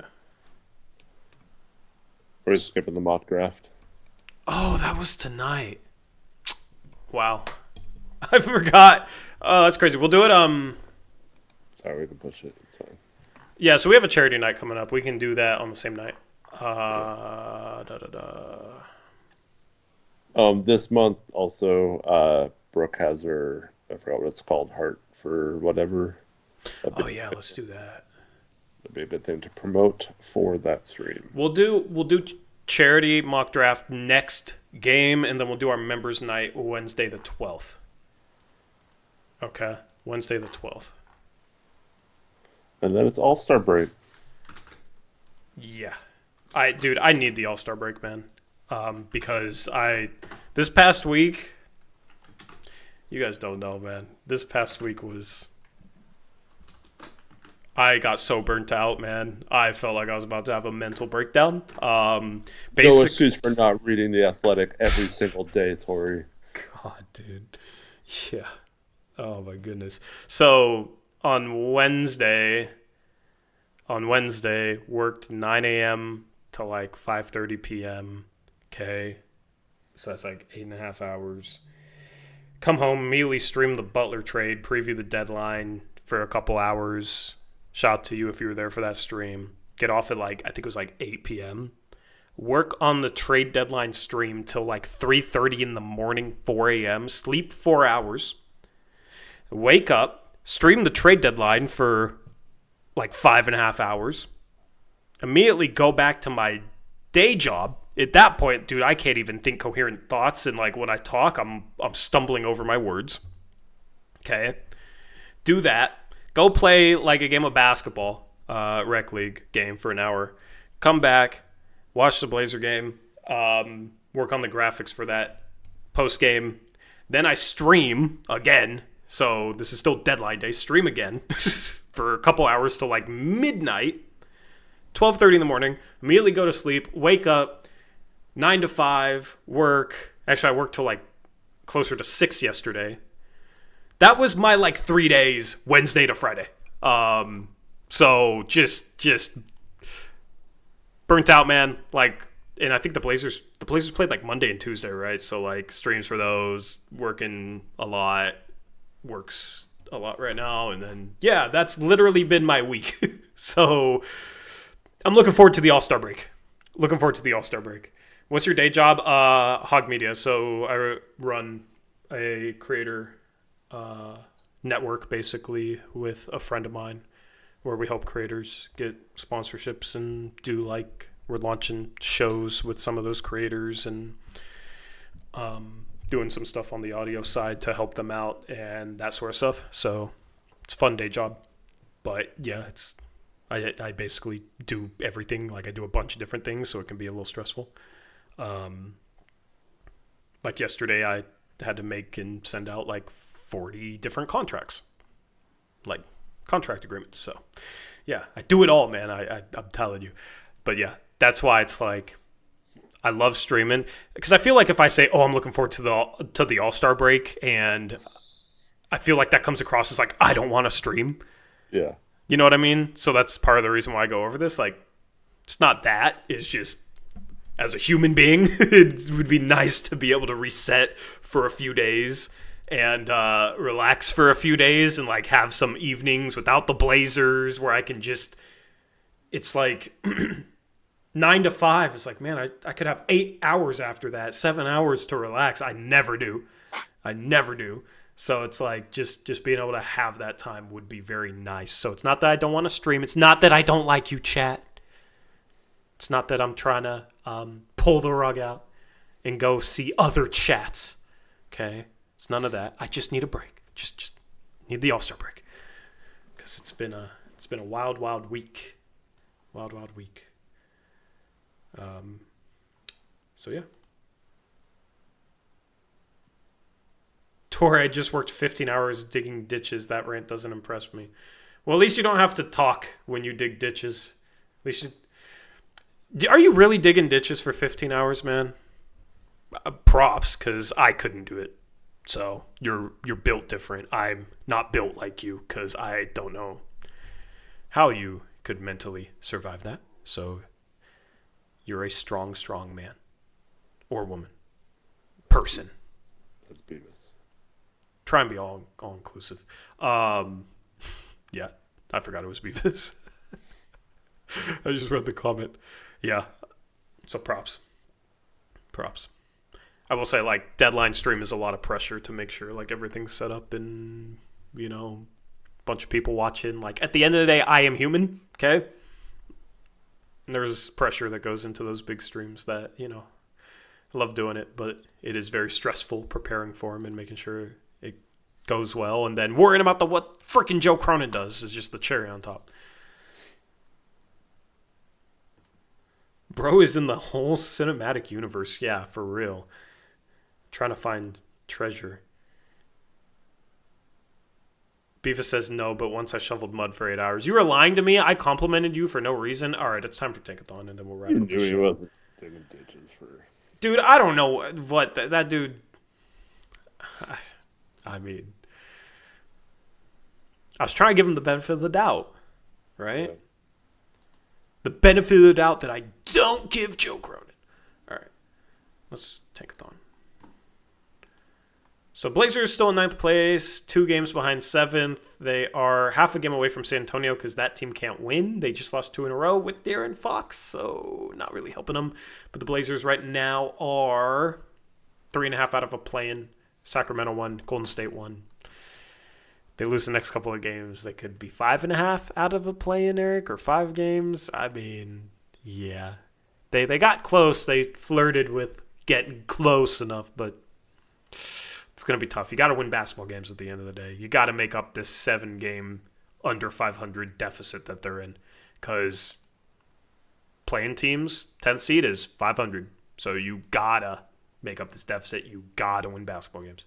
They should be 24-29 tonight, but they're 23-30. Instead of being 5 games under 500, they are 7. Anyway, we'll simulate the lottery.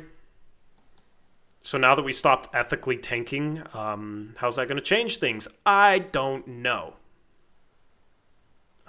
But at 14, we have Miami via Golden State. At 13, we have Atlanta via Sacramento. At 12, we have Houston via Phoenix. At 11, we have San Antonio via Atlanta. All these traded picks, man. Look at how many picks are traded. 11 on down.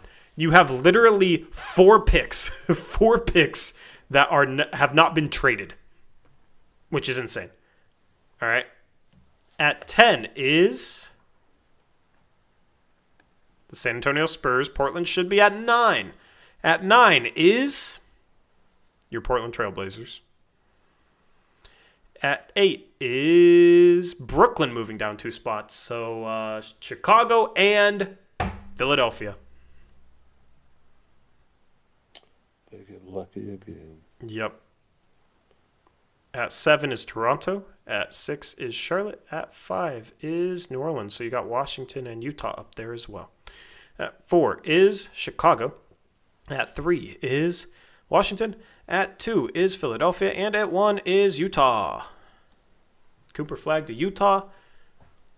Maybe Ace Bailey to Philadelphia, and then Dylan Harper to Washington. I feel like Philadelphia, if they're at 2, is like maybe the number 1 team that would go after Ace Bailey instead. Yeah, maybe. I mean, you got Maxey McCain, so They're kind of like us. Like, if they were drafted at 2, they got their 2 guards of the future locked in. We got our 3 guards of the future locked in, so might as well go for 4.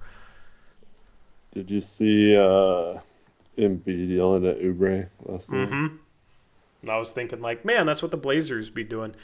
Also, I have donations I need to thank. Damn. Sorry if I missed your donation. I obviously am not locked in tonight. Forgot about the mock draft. Shout out to Oren Menzakursky for becoming a starter member. Shout out to Antonio, $5 donation. Man, Antonio, I'm sorry. It's taking so long to read this donation, man. I just completely spaced out this entire stream.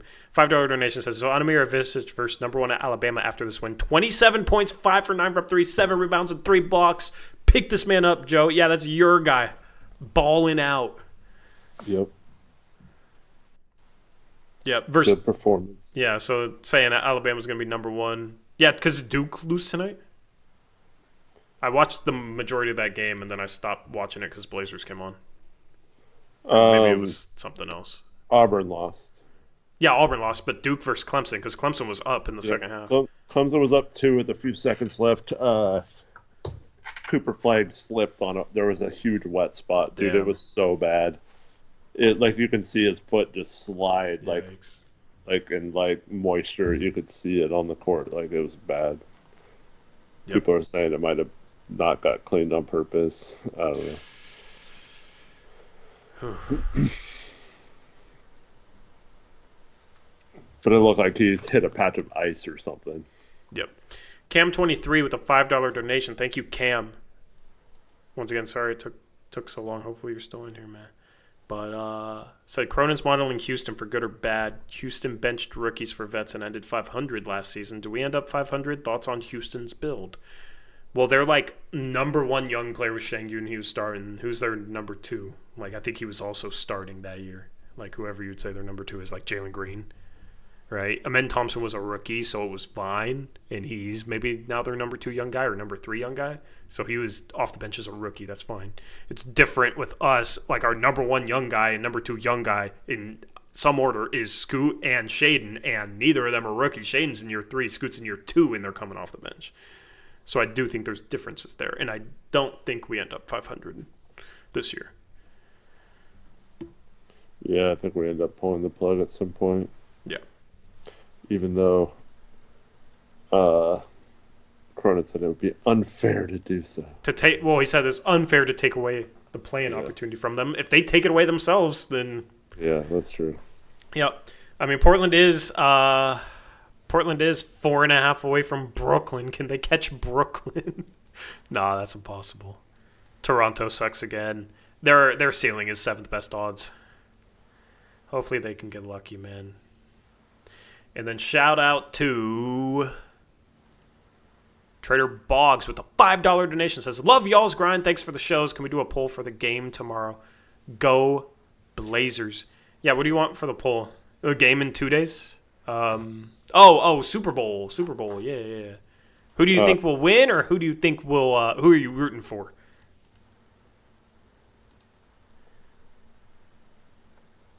Let me know. I'll do a poll to end the stream. Screw both those teams, though. Poll who's going to win. Who's going to win? Yeah. Cool. Thanks for the donation, man. I'll gladly do that.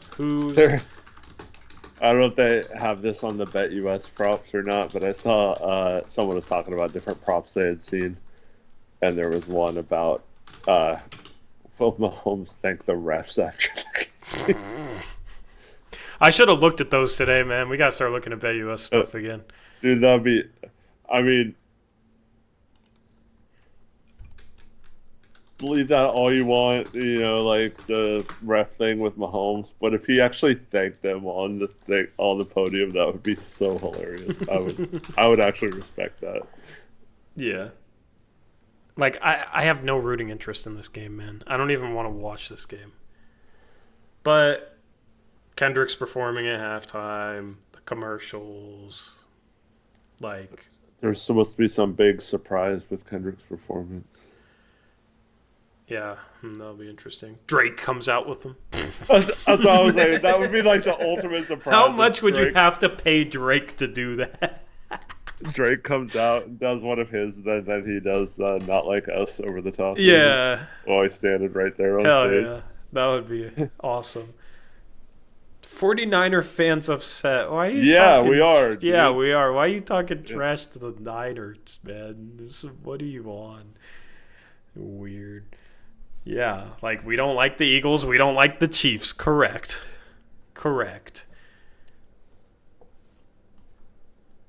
Actually, I don't necessarily hate the Chiefs. I mean, I don't like them, but I don't like disgust.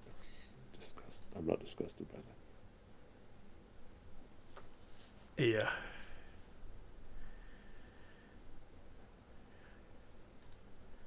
But we got spoiled with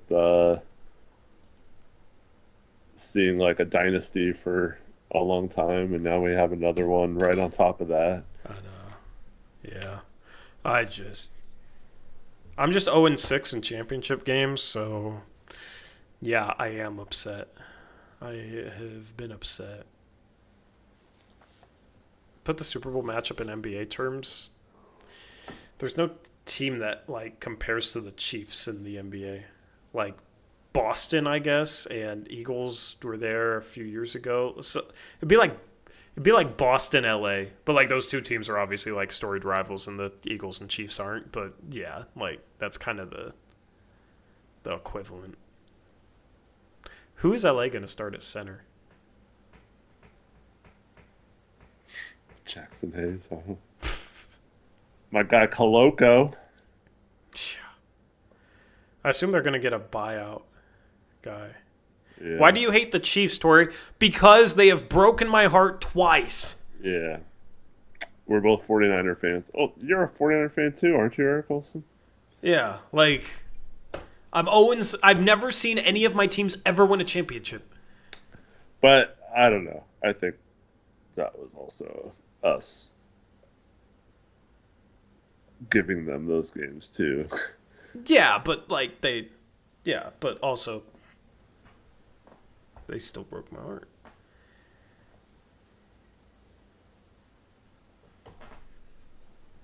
Bouquet's Joe Cronin. What's funny is like, so now I live here with my girlfriend. I'm like, wow, you don't get playoff mode Tory where I'm like yelling at the TV because none of my teams make the playoffs now. Yeah. Like Gonzaga might even miss the NCAA tournament for the first time in like 25 years, man. So I am in sports hell right now. It's not good. Not good.